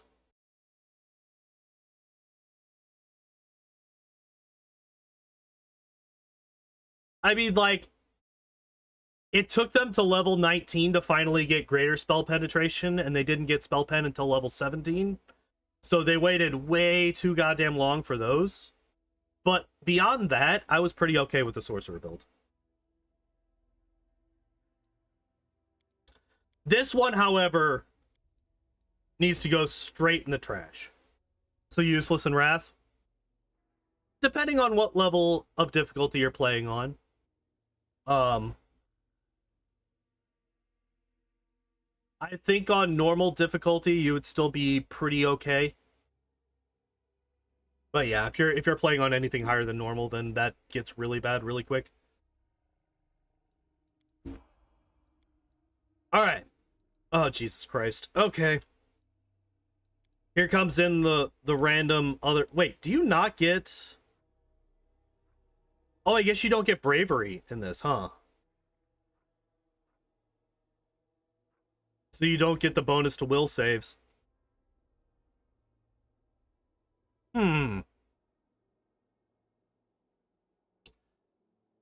If you're gonna take a save feat, Iron Will is going to be the one that you take. But this guy, like, what's he gonna do if he gets confused? He's gonna attack your other party members and he's not gonna hit them. Or he's gonna hit him and do no damage. Like, this guy is so not a fucking threat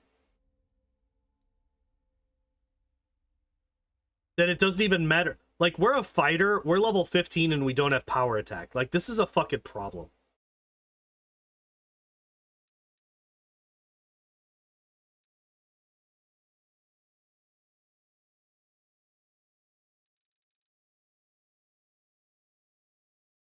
We don't have dodge. Oh my god. Okay. Yeah, dodge, power attack, improved critical. We got critical focus and a critical feat. Staggering critical, but we don't have improved critical yet. Thankfully, they haven't chosen Die Hard yet. Although it wouldn't surprise me if they did on this build. Whatever. I'm not gonna... Yeah. Iron Will, like, weirdly enough, I'm more okay with this feat choice than I have been for, like, basically any of the others. Weirdly enough. Alright, what do we get now? Weapon specialization. Did we already do this? Or did we get weapon focus mythic? Is that what we got? Fucking toughness mythic. Get out of here with your bullshit. Yeah, so we got weapon specialization mythic. That's fine. Problem is we're never going to hit anything. Half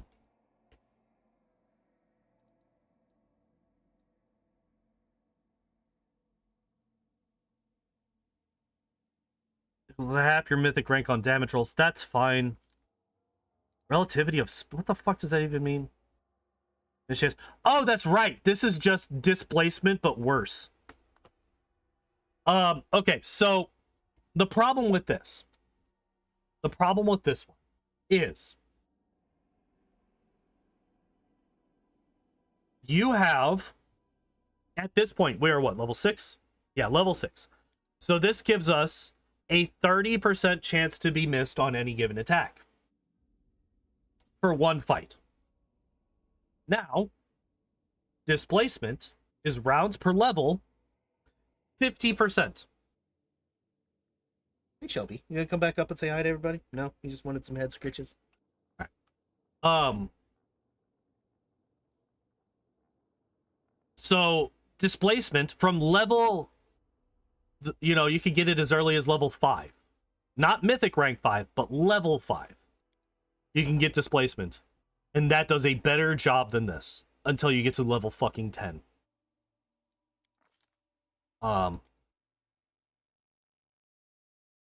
It does reduce your enemy's chance to be missed when they have displacement effects on them by 5% per mythic rank. However, you could also just have true sight.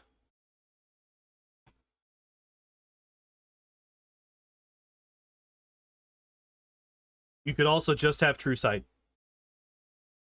So 2 spells give you the same thing as this mythic ability. I would not choose this one over any of the others. Cure Light Wounds is whatever. Castigate is whatever. Is there anything... I mean, I guess you could take Cure Moderate. Protection from Alignment, Communal. Dispel Magic is fine. Could take Archon's Aura.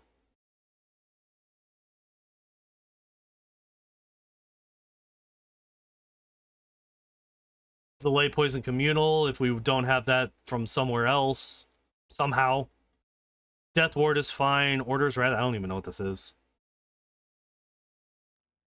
1d8 points of damage for 2 caster levels to chaotic creatures. Or 1d6 per caster level to chaotic outsiders. Okay. Causes them to be dazed for 1 round. Successful will save reduce. Okay. I think I would prefer either Freedom of Movement, Restoration, or Dimension Door instead of Order's Wrath. But this guy has so many things, so many bad things that he can do on any given turn that it's kind of hilarious. All right. Oh, hey, look, we got the other critical effect that I would not recommend. So we're still boosting Dex, which makes sense. Blinding critical.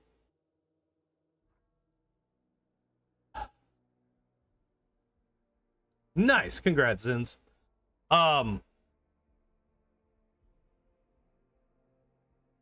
Yeah. So they're either permanently blinded or they are dazzled for 1d4 rounds. Now, let me make sure that I get this right. Dazzled Pathfinder. What exactly does this do?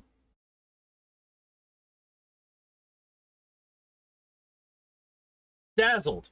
Unable to see well because of overstimulation of the eyes. A dazzled creature takes a -1 penalty on attack rolls and sight-based perception checks. So, you either permanently blind them, or they take a -1 to their attack rolls for 1d4 rounds. You know what's better than that? Tiring critical. Where I believe tiring is... Let me just double check fatigued. Let me just double check so that I'm not... It takes a -2 to strength and dex. So, blinding critical is most likely going to reduce their attack by 1. Tiring critical is going to guaranteed reduce their attack by 1. Permanently, by the way, not 1d4 rounds, but permanently. And is also either going to reduce... is also going to reduce their damage by 1. And is going to reduce their AC by 1. Because it reduces strength and dex by 2.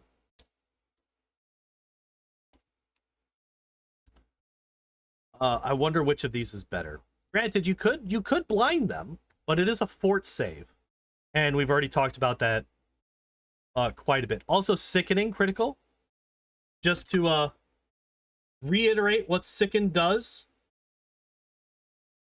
Sickened is a -2 on all attack rolls, damage rolls, saving throws, skill checks, and ability checks. So seems even better. And that's for a full minute. Why would you take blinding critical over either of these two? The answer is because these two are too good.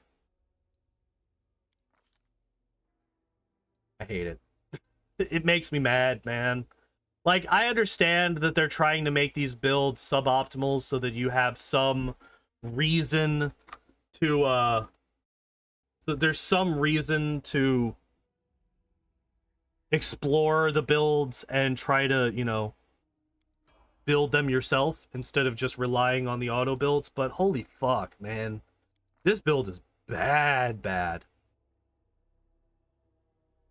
As long as you make at least 1 melee attack, you get a stack of +2 bonus damage rolls with melee. Oh my god. This is like the only character that I would be like, yeah, I could see this being fine. Because this is the only character that's going to do so little to the enemies that they might actually get all the way up to +10.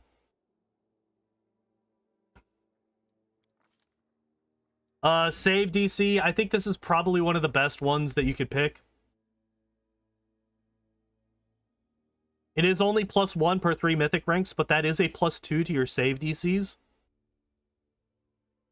for this character.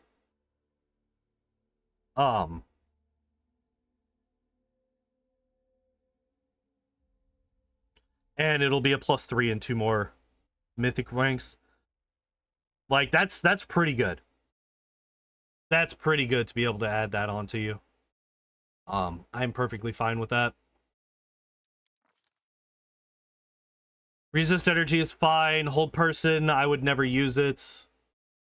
But maybe this guy will because he's got nothing else to do. Freedom of movement is fine. Thought, sense, and break enchantment. Alright, let's take a look at what else we got here. We got cleanse, cure light, wounds mass, pillar of life. Spell resistance could be useful. Spell resistance could be useful. Alright. Level 17. We double down on the Iron Will feats. Alright. You got a +4 for it now.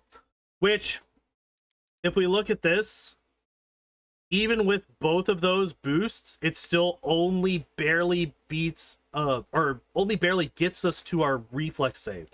And that's without a shield boosting this reflex save, by the way. Because Tower Shield Specialists do get... where's it at? Where is it at? Ah, it's this. Yeah, so we have a +4 while we wear a Tower Shield. So our reflex save is actually a 13 right now. It's actually equal to our fort save, which is kind of hilarious. Alright, what do we get here? What is this? Shield Focus Mythic. So I guess they do stack. I would fucking hope that they stack, because otherwise Owlcat chose a completely useless mythic feat. So what I'm talking about is Tower Shield Specialists also have an ability that adds their Tower Shield's AC bonus to their touch AC.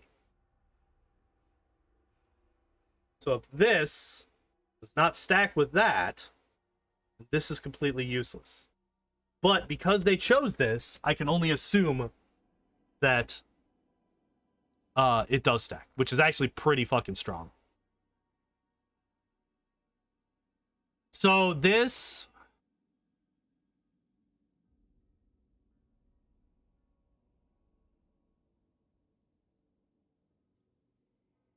You grant your allies who can make more than one attack of opportunity per round, one additional attack of opportunity per round. Okay.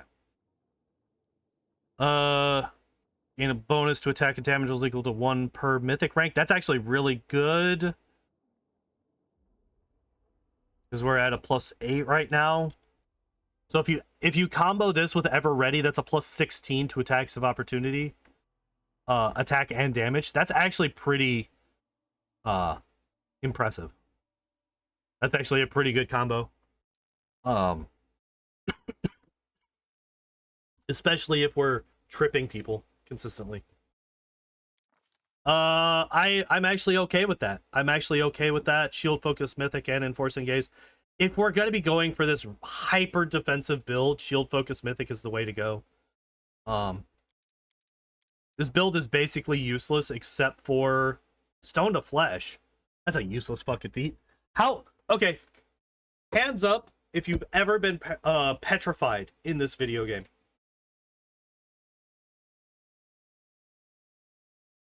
Hands up in the class if you've ever been petrified in this game. Because I'm fairly certain that I never have. I don't even know of any enemies that can. You think? I have no idea. I don't even know how many... To Google. What are petrifying enemies?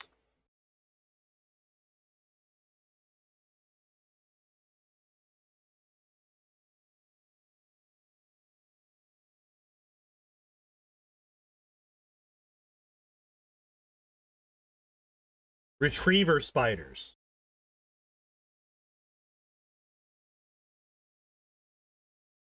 Okay.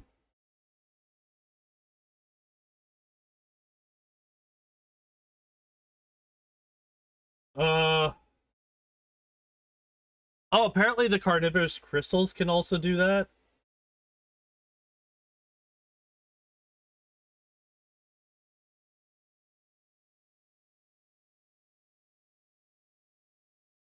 Okay. So I guess there are a couple of sources, but they're very... Like, the fact that I wasn't even sure if they existed, I think goes to show just how unlikely they are to ever actually land. Maybe they're more dangerous in higher difficulties. I don't know. But for this build right here, I don't think that Stone to Flesh is necessary. You could grab Heal, which basically does the same thing, I think. No, actually, it doesn't remove Petrified. Oh, yeah, that's one of her abilities. She teleported. So when Aru like dies, she will teleport back to her back to your main camp. So you could just go and grab her from there.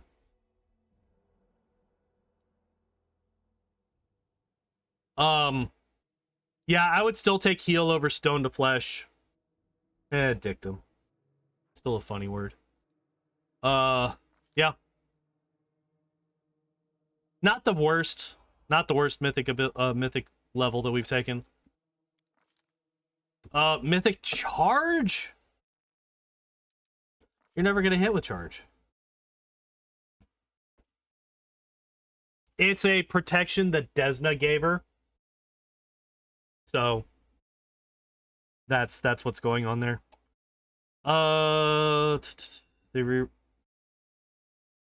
They re-roll it and keep the better result once per round after an enemy would fail. The saving throw makes an attack and hits. Re-roll this attack, keep the worst result. Okay. So this basically gives you advantage and your enemies disadvantage on their rolls. On attack rolls specifically. I guess that's fine.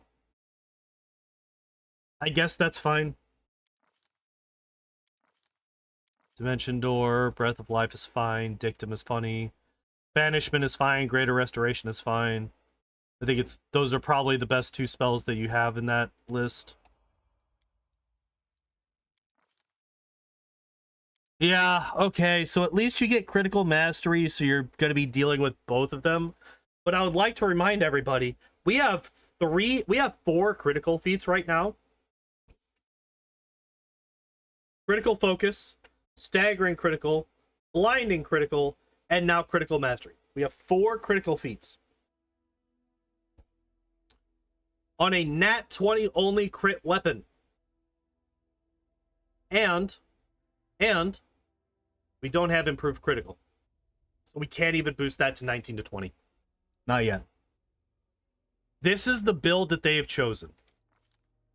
They have chosen to focus on combat maneuvers that require standard actions, which negates our ability to attack on that round.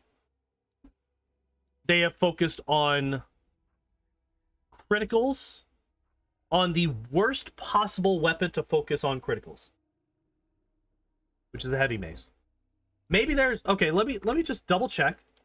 Heavy mace loader. All right, let's see if there's any heavy maces that have an extended crit range. Nope, not a single one. All right. So there's no like special unique heavy mace that has like a 19 to 20 or an 18 to 20 crit range. They're all nat 20s. They all only do ×2 damage.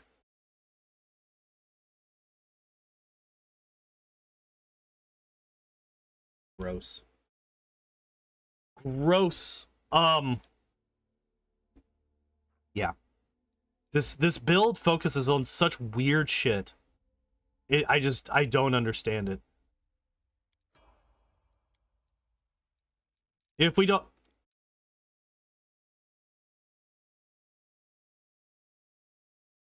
Why? Why? Why? Why? Why? Why? This is now the 5th critical feat. Hi, Matt. I'm having some problems. This build is causing existential crises with me because it's so terrible. So, we have Disarm and Disarming Strike. I'm actually okay with Disarming Strike if you have Disarm.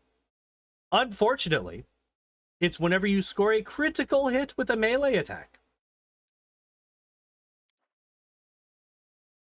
Critical hit only.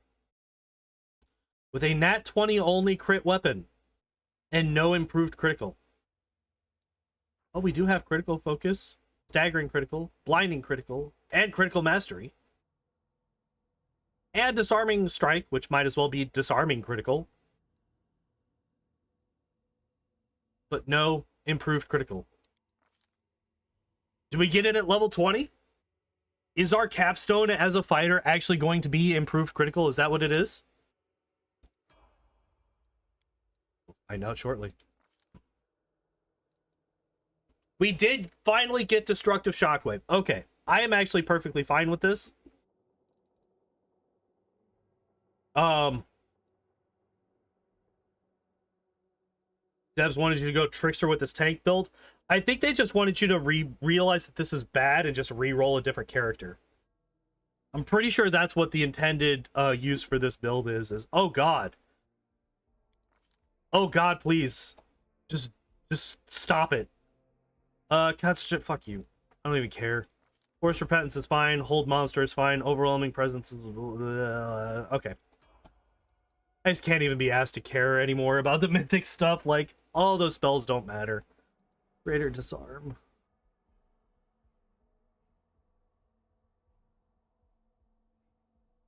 We never got a mythic disarm or a mythic trip. So, okay. Let's look over this build so far. So we start off weapon focus, heavy mace. This build specializes in heavy mace. Toughness and combat expertise. Okay. We're going for some combat maneuvers, so combat expertise is a prereq. That's fine. That's fine. We can deal with that. We can deal with that. Go trip at level 2. Might be a little early.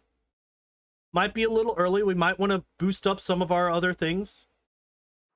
Shield focus. Oh, okay. If we're going to be a tanky boy, you know, shield focus isn't bad.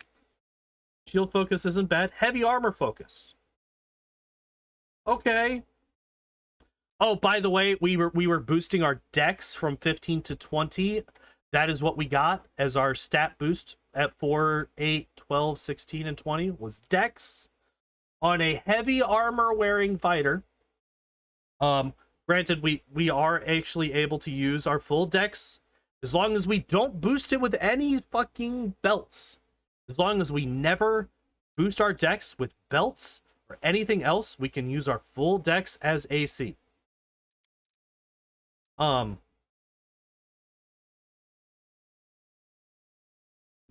Anyway, we get Fury's Fall. All right, we already have Trip. If you're going to have Trip, having Fury's Fall, especially if you're going to be focusing on dex for whatever reason, it's not a bad idea to pick this. Okay, cool. I'm down. Then we get Disarm. All right, we're diluting our potential. You could also say we're diversifying, but we're kind of diluting what we do here a bit. You know, we got Trip. We're kind, you know, we have a feat that increases our attack, and now we also have Disarm. Okay. Weapon specialization, heavy mace. All right, we're going back to actually attacking.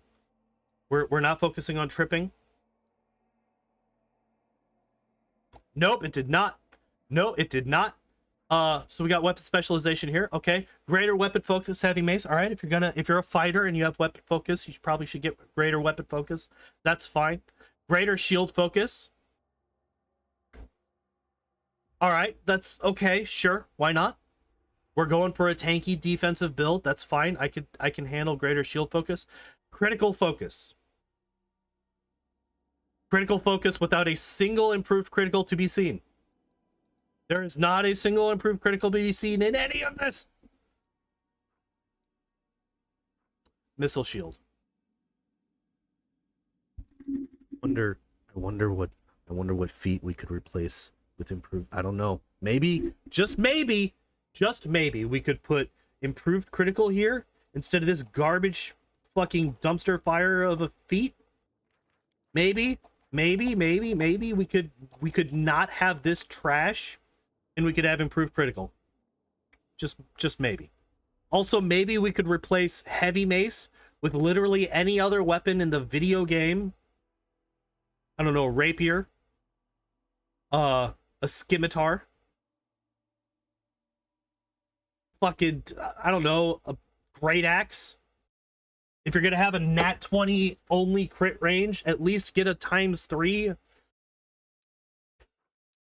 I'm not upset about this build, by the way. I'm not. I didn't get, no. I don't know. By the way, we get greater trip then. Oh, I'm sorry. We get greater weapon specialization and then greater trip. Which, it's fine. If you're gonna be tripping people and you don't have some other way to trigger it, greater trip is good because it allows you to not get beat the fuck up every time you try to use it. And then we focus on Iron Will. By the way, we could also replace either of these two with improved critical, but it's fine. And then we get the 2 worst critical feats. Even take a dagger over mace. Yeah, daggers are fine. Fuck, give me a kukri. Kukris are dope. Love kukris. We get the 2 worst critical feats. We get staggering and blinding instead of sickening and tiring, or tiring and exhausting, or exhausting and tiring and sickening. I wonder what other feat we could have replaced to get tiring, exhausting, and sickening. It's fine. It's fine. And then we get improved Iron Will to just double down on this mistake. And then we get critical mastery to double down and triple down and quadruple down on this mistake. And then we get disarming strike, which just quintuples down on the critical shit, because disarming strike is still only critical only. So we have a nat 20 only crit weapon with 5 feats dedicated to critical hits.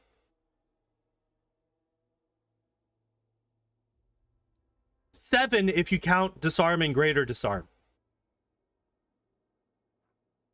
If you count disarm and greater disarm as critical feats, because it's kind of how it's like okay, so the way that this build reads to me, is you are only ever supposed to be using trip. You are only ever supposed to be using trip as your actions. Your standard action is always trip. Then once they get up, then you make use of all of your actual attack boosts. And if you just happen to crit, if you happen to roll that 5% chance to crit, then you get to take advantage of these 7 feats that require a crit to be useful.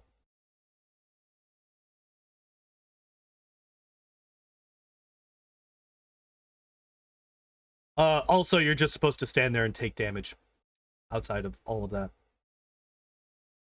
Or stand there and take hits. Yes, that's what yes. This is literally a worse wolf. Get yourself a wolf animal companion with Darren, and you have a better... They're better than this. They're better than this. This is trash. This is... So I was pretty upset about the Cavalier auto build last week. I am so much more angry about this build. This build is dog shit. Probably the worst one. I'm hoping that this is the worst one we will ever see.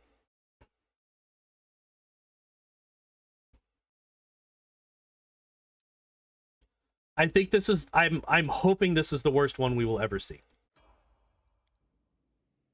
Now, the good news is, we get to go and we get to try and beat, bust our ass through the next fighter in a half an hour. So we're going to be going speed round, through this next fighter. Character import, create new character. All right. Class. Fighter. Recommended build. All right, what do we got here? So ASMR, that's fine, you know. Angel-blooded, strength, and charisma. Don't underestimate the devs. Look. We got my favorite here already. 2-weapon fighting. Interesting. Warrior adds perception. Also becomes proficient with light armor, short swords, and light crossbows. Yeah.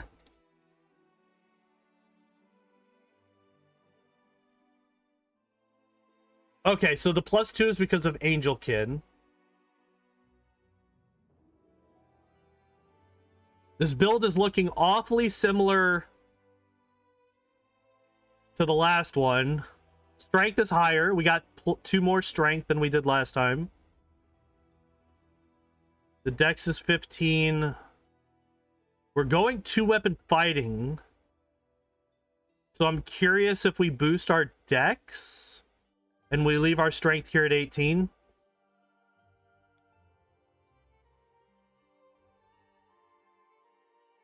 Wait.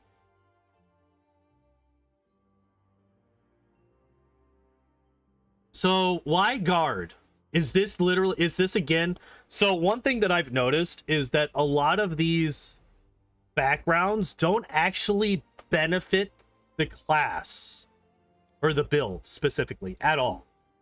So like we have warrior, we have a guard, gives us perception to class skills, also becomes proficient with light armor, short swords, and light crossbows. We're a fighter. We already have all these weapon and armor proficiencies. So the only thing is perception, which I'm pretty sure fighter also just has, right? No, you do not. Okay, so you do get perception as a class skill because of this, but we also just don't get perception. Which is a choice. That's a choice. That's a choice to take a background that does literally nothing for the build.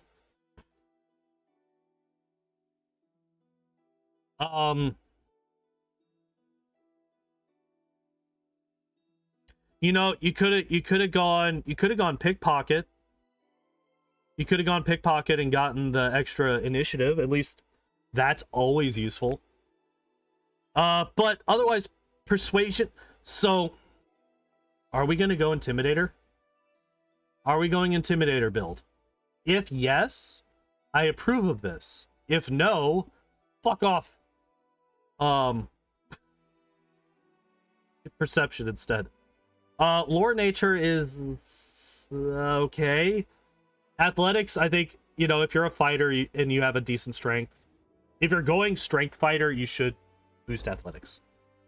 Toughness, I hate this feat in every build. It's just never worth it. Get an extra 3 health. Okay. Or you could give me weapon focus, you could get me power attack, you know, if we're going dex, you could get me piranha strike. Armor focus. Hell, double slice. If we're gonna be 2-weapon fighting from the get-go, get me double slice as well. Like there's so many things. Yeah, sure, you do Aristal. You are also named one because reasons. All right, let's see what we got. One good thing is we're not going to be doing a mythic build for this. It's just going to be the class itself, because there is no mythic auto build for these characters. All right, fight. Number 2, dodge. Okay. Now, I don't hate dodge as a feat. In fact, dodge is one of my favorite defensive feats to get. However, you know, it's right above that double slice right there. I think they probably should have taken that double slice right there. So we're just gonna move on.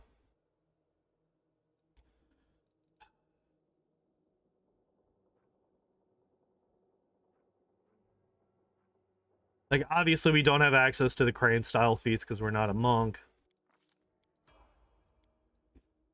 All right, what do we get? Shield bash. Okay. Okay, so you're a sword and board character on here. By the way, we never got shield bash on the other character either. So So we were just holding the shield and hoping that we didn't. Whatever. It's fine. It's fine. It's fine. It's fine. It's fine. So if you are a sword and board character, shield bash is the way to go. IMHO. Might as well turn it into a weapon. Kind of a waste if you don't.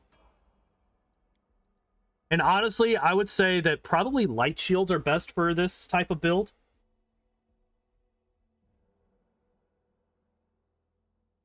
Yes, the heavy shields do a little bit extra damage.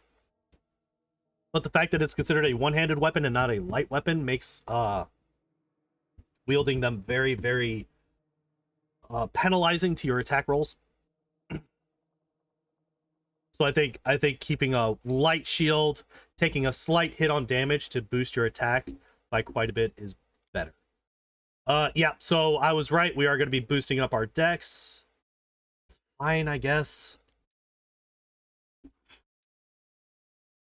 Combat expertise. So we got that again. Are we going to be going... Please tell me we're not. Please tell me we're not doing these again. We got the anti-power attack. Okay, so there's the double slice. No. No, don't do it. No, don't do this. All right. Just don't focus on crits. Just don't do it. Just don't focus on crits and we're all good. Focus on, you know, just beating people down. Focus on basic damage. Don't get any crit feats. Fucking get crit feats again. They're gonna. Yeah, I guess. Yeah. I guess so. Oh, there's the... Okay. All right. Right away, we're starting with the trips. Of all of the... Okay. Of all of the combat maneuvers, I think trip is the best one to use. So I'm okay with that. Shield focus, that's fine. This is looking real similar to the other one. Not as bad. Not as bad. I want to make this clear. It's not as bad as the other one. But it's looking pretty fucking similar to it. All right, so we got improved two-weapon fighting.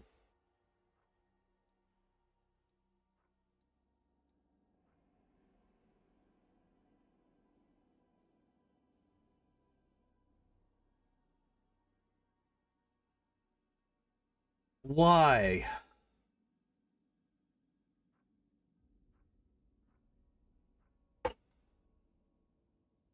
Attacks of opportunity only attack with your main hand. You don't get attacks with both weapons.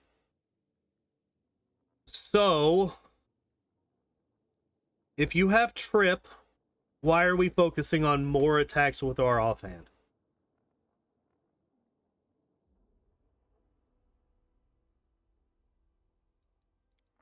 If we're not focusing on trip, why do we have it? Okay.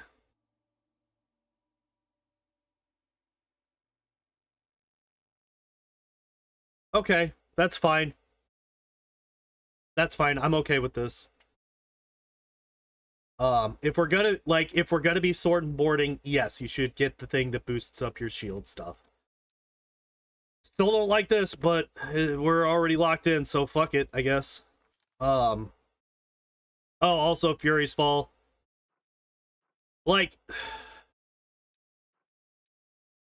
again, why are we focusing on two separate things that conflict with one another? We got improved two-weapon fighting, we got double slice, we got two-weapon fighting, we got trip, combat expertise, and Fury's Fall. Like, why do we have 3 feats each that conflict with one another? I mean, mason boarding? Look, sword and board sounds better. Look, listen. I refuse to call it... Okay, armor focus I'm fine with. I'm fine with this. I'm fine with armor focus. It's fine. Just boosting up your AC, just making you a better tanky boy. I am okay with this.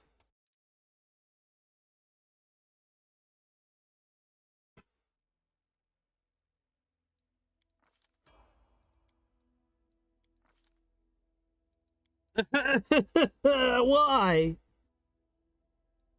Okay, so are we supposed to...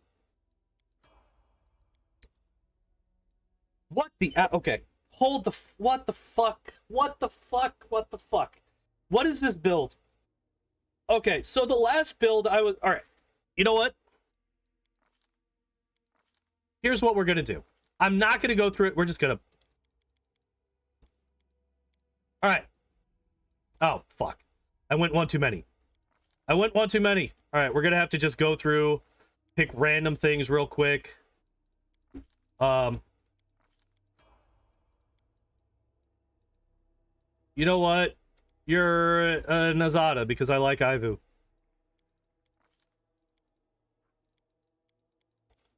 I went one too many. So we're just gonna look at the entire build as it is. A, because we are starting to run a little bit out of time, and B, because like I wasn't able to see what the intended function of the other build was until after until we got the entire thing, right? Once I was able to get the entire thing, I was able to understand what they were trying to go for.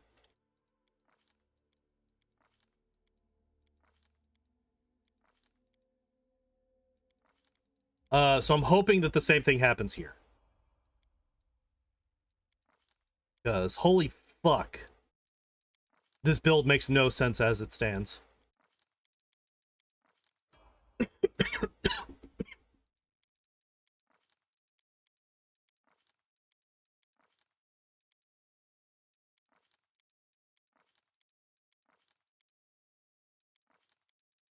Alright, please just let me go through. We got two more.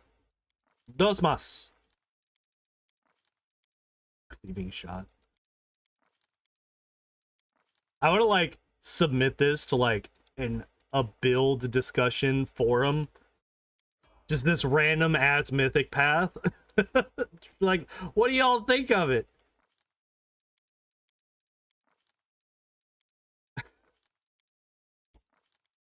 I actually have no idea what I've chosen. I want to look at it once we get done. All right. Hey, Ivu. All right, class. All right, let's take a look at what we got here. All right, so we had gotten up to Greater Trip. It's about as good as the depths look. Oh, yeah, we had gotten to Hammer the Gap. Okay, so we have... All right, what else do we got? We got combat reflexes. Okay, so we got multiple attacks of opportunity per round now, which... Okay. Why? Why do we have multiple attacks of opportunity when we don't have multiple trigger?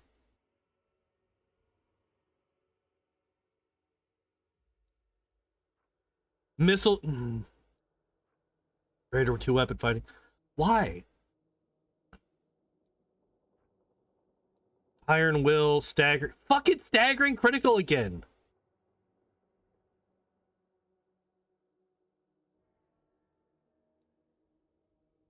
Wait. Wait. Wait. What the fuck? Not even a weapon focus, no improved critical, no nothing. So I guess that is a little bit better than the last one. I don't know. Because we have weapon training, crossbows, but what the fuck?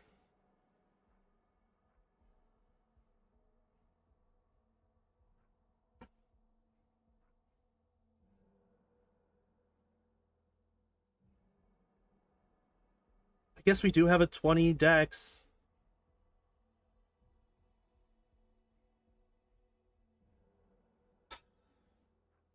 What does this do again?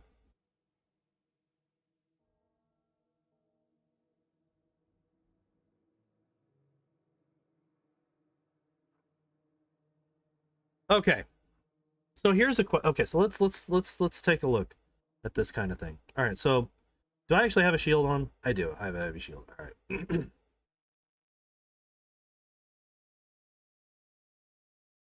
Actually, let's take a look at our inventory. What do we have? Oh, we have literally nothing. Okay, gotcha. All right. So let's take a look at what the fuck is this build? What is this even? Okay. Iron Will, Lightning Reflexes. Lightning Reflexes, I think, is unnecessary. Our reflexes are still pretty... Why do we have Heroism? Oh, because Heroism aura from Ivu. That's fine.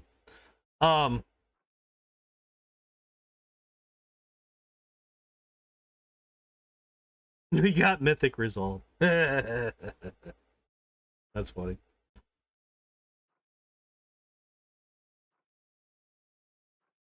Okay, so let's what the fuck is this build? All right, what are we trying to do here?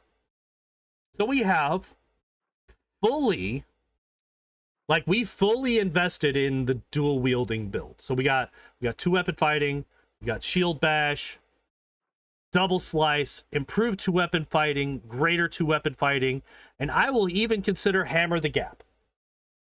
That is 6 feats, 6 feats, 6 feats.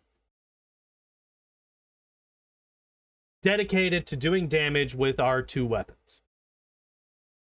Now, we have combat expertise, trip, Fury's Fall, greater trip, agile maneuvers. That is 5 feats, one of which doesn't make any sense.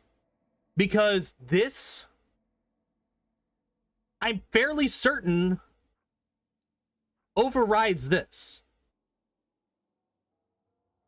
So we already had Fury's Fall. You can use strength and agility. So we add our dex bonus to CMB whenever we're tripping. So instead of just a +4, we now have a +5. However, this... You add your dex bonus to your base attack bonus and size bonus when determining your combat maneuver bonus instead of your strength bonus. So do these stack? Does this basically just give us a +1 to our trip at level 20? Which is obviously the best fucking use of a level 20 feat, is to get a +1 to our trip bonus. Also, I'm turning my fan on. It's getting a little too warm in here. Maybe I'm just getting a little too heated. I don't know. Why is my fan not on? Give me 1 second. I found out why it wasn't on, because the plug had come undone. Anyway. Check the Marshal tab. That is... Well, the problem is that...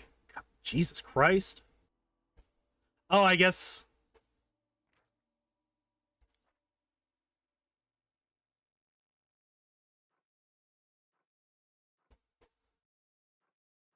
Yeah, it doesn't actually tell us what the numbers are.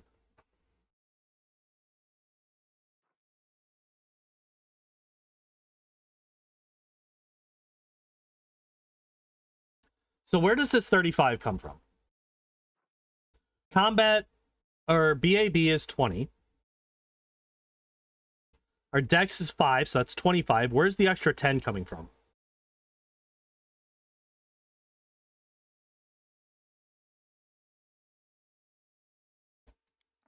Because this actually shouldn't... This should actually change the CMB on the sheet. This should not actually mess with that because it's specifically trip. It's not CMB in general, right? Neither should trip and greater trip and all that stuff. None of that stuff should actually change this number.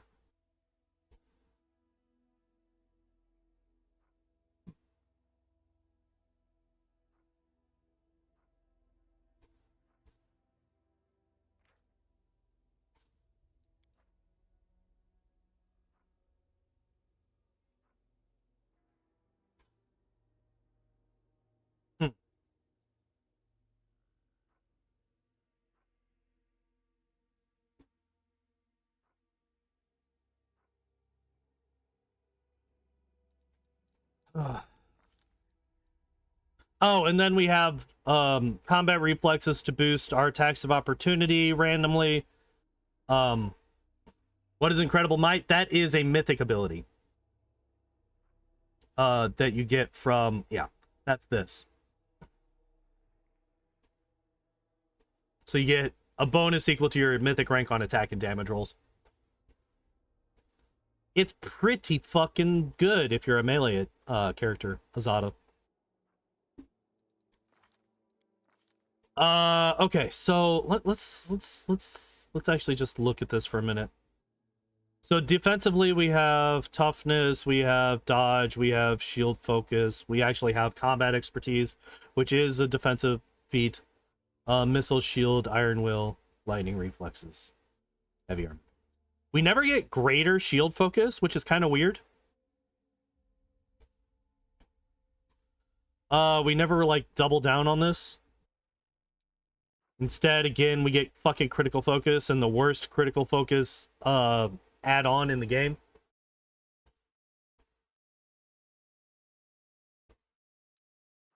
Yeah, how long until I can get to combat?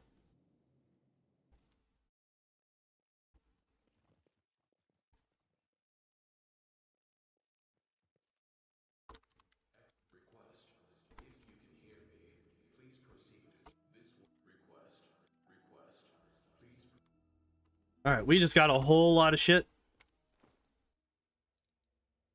Oh, I guess our companions have a whole lot of shit.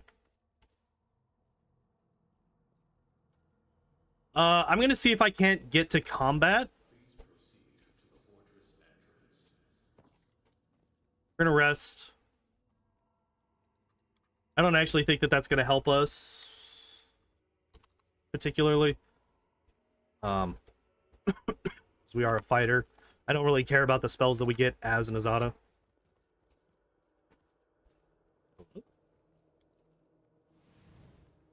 Is this not where we're supposed to go? It's not. It's been a long ass time since I played the Inevitable Access DLC. I do not remember what we're supposed to do here. Well, actually, I do. Actually.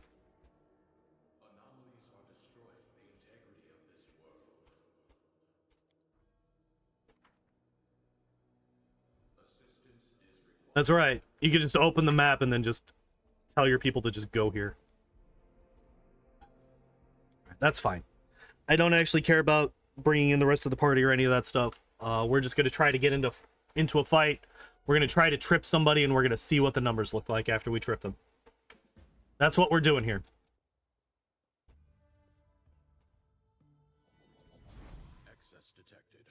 What do you want?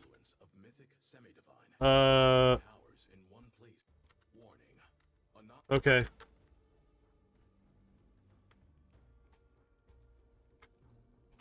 Is there a fight up here? All right. Where's Trip?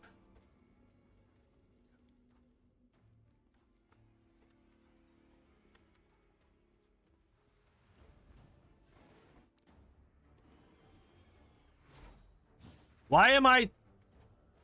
Okay. Wait, what?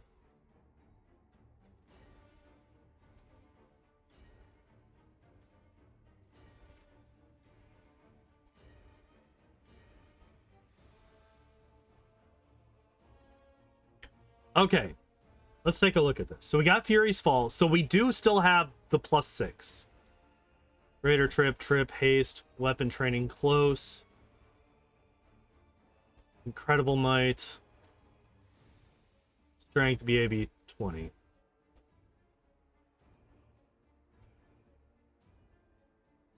Wait.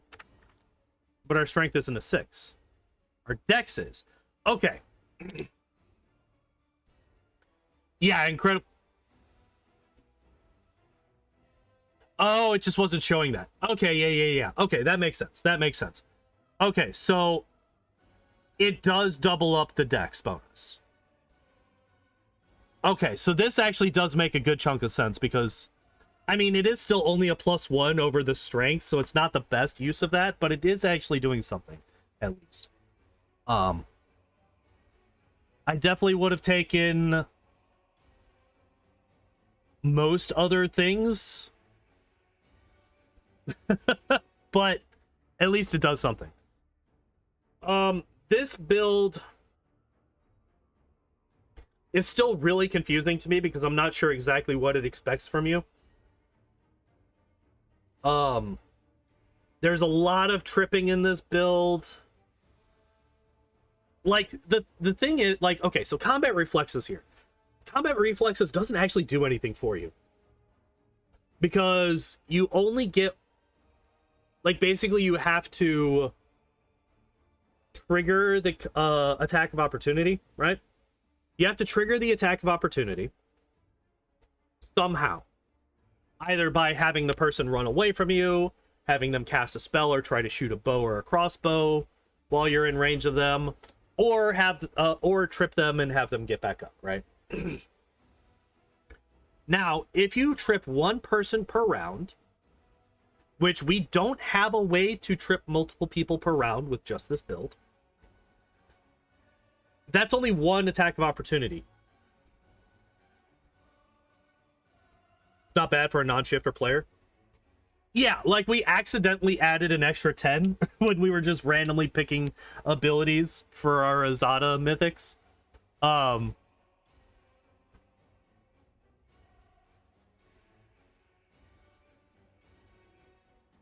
like, why is Hammer the Gap here? Hammer the Gap does nothing to this build. Replace this with improved critical, and at least then you're, you know, increasing your chances of hitting by a little bit. As was mentioned in chat, we don't have a single weapon focus feat. Like,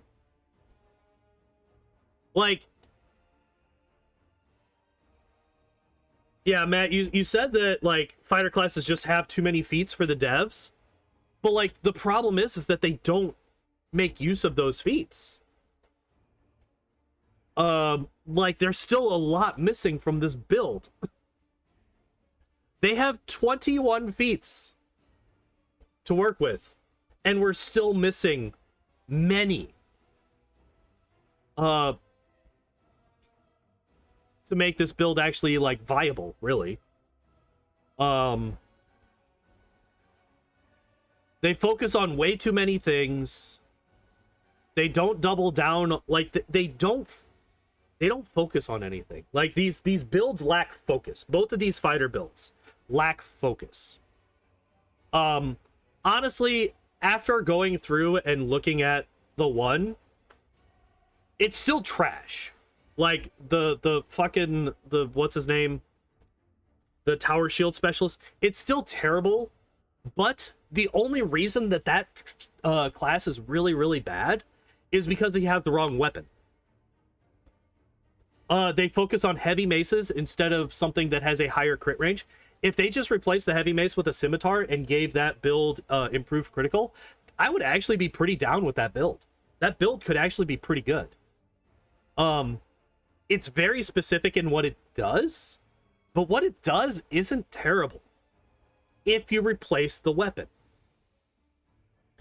Because if you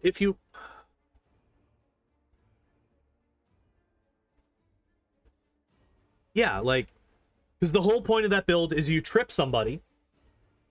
After you trip them, they get back up, provoking an attack of opportunity from you. And then you crit them, and then all of your crit stuff goes up. Also, I would replace the crit feats that they chose with staggering and sickening. Or, I'm sorry, not staggering, but sickening and tiring critical instead of staggering and blinding. Just so that we get rid of the save chance. I just don't want to deal with that. But this build here doesn't have any coherency or consistency. It's very anti-synergy with itself. There's no triggers for any of the things. Like, it goes all the way through with the two-weapon fighting. Two-weapon fighting doesn't gel well with attacks of opportunity builds, because you don't get an attack with both of your weapons whenever you provoke an attack of opportunity. You just don't. So there's no point in the attacks of opportunity portion of this build with the way that it is. It's anti-synergetic with yeah. I actually like the other one better, except for the weapon. Except for the weapon and the choice of critical feats. And the lack of improved critical, obviously, as well. But other than that, that other build was actually not terrible.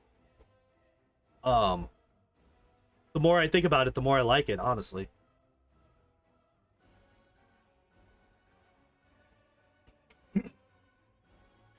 But yeah, that's my thoughts on the okay, so recap of the builds tonight. Sorcerer, pretty basic blaster caster, but it's gonna do the job that it intends to do. Tower shield specialist, Yunelard, pre-gen character. Bad, but only because of the weapon that was chosen. And a couple of feats I would have swapped out for other related feats. This guy right here, absolute mess. Absolute mess. I think, honestly, this is the worst of the three. The more that I think about this, I think this is the worst of the three.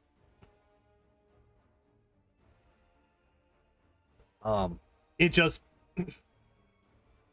doesn't do enough to justify what it has. And what it has just kind of fights against itself. Like I can't really, like, this doesn't make enough sense for me to argue against it. Like, that's the point that we're at. Like, I'm so confounded by this build that I don't even really know how to argue against it, because it just doesn't make any sense to me whatsoever. It's like one of those things. Oh, that's right, I forgot about the bows and crossbows. You don't want to get weapon training fucking anything else but ranged weapons? Why? Why must you do this to me, video game? Why? Give me weapon focus and greater weapon focus, literally anything but bows and crossbows on my fucking fighter.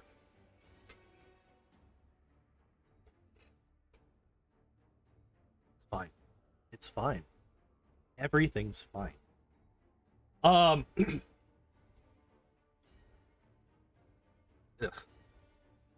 But anyway, plans for the rest of the week. Tomorrow we are going to be continuing through God of War 2018. I am going to be dropping the difficulty down to normal. I was playing it on the second hardest difficulty. We're going to be dropping it down one tier, down to normal, because I'm just not good at that game, and I would like to be able to make some progress. Because I got stuck on like one fight for like an hour last night, and it's just not the kind of streams that I want. So we're going to drop that down to normal so that I can continue onwards with that game. Thursday I will be off as normal. Friday and Saturday we'll be doing some Pokemon solo runs. Friday we'll be finishing up Zapdos, because I kind of fell asleep on stream on Saturday last week. And then we'll be going into Articuno after that, and then after that we will roll a new Pokemon. In other news, I have an upload schedule. So, brother, check it out now. It's 9 o'clock. In other news, by the way, for those of you who are not aware, I have a second channel on the YouTubes here. Let me actually pull up I will actually post a link to it in the chat. It is where I will be uploading all of the VODs for these streams, and I'm going to have a consistent upload schedule of Monday, Wednesday, Friday, Saturday, or I'm sorry, Monday, Wednesday, Friday, Sunday. If you would like to go and check that out, I have a fair number of videos up already. The most recent one being the Nidoking solo run that I uploaded yesterday. I believe we have our first auto build video, should be up tomorrow. And then, yeah. It'll be about a week behind of the actual live streams that we're having on this channel, but all of the VODs will be uploaded on that channel as we go forward. If you want to go and catch up on some of the things that have been missed. Link doesn't appear for you? You don't have it.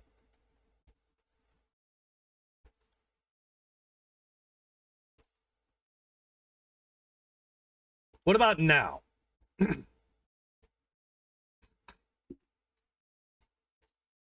And I just pinned it into the chat.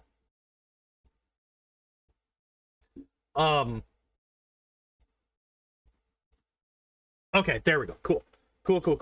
I might actually start doing that consistently so that it's just there for people that want to check it out. But yeah, so that's kind of the plans going forward. I will have a hopefully consistent upload schedule of, like I said, Monday, Wednesday, Friday, Sunday. And yeah. Before I continue to repeat myself over and over again, I'm gonna go because I gotta get ready for work. Thank you everybody for hanging out and watching. This was a lot of fun. I hate these builds, but it's fun talking about them. But yeah, thank you everybody for hanging out. Appreciate y'all as always. And as always, I hope you all enjoyed the stream. Hope you all have a good evening, and I hope to see you next time. Bye bye.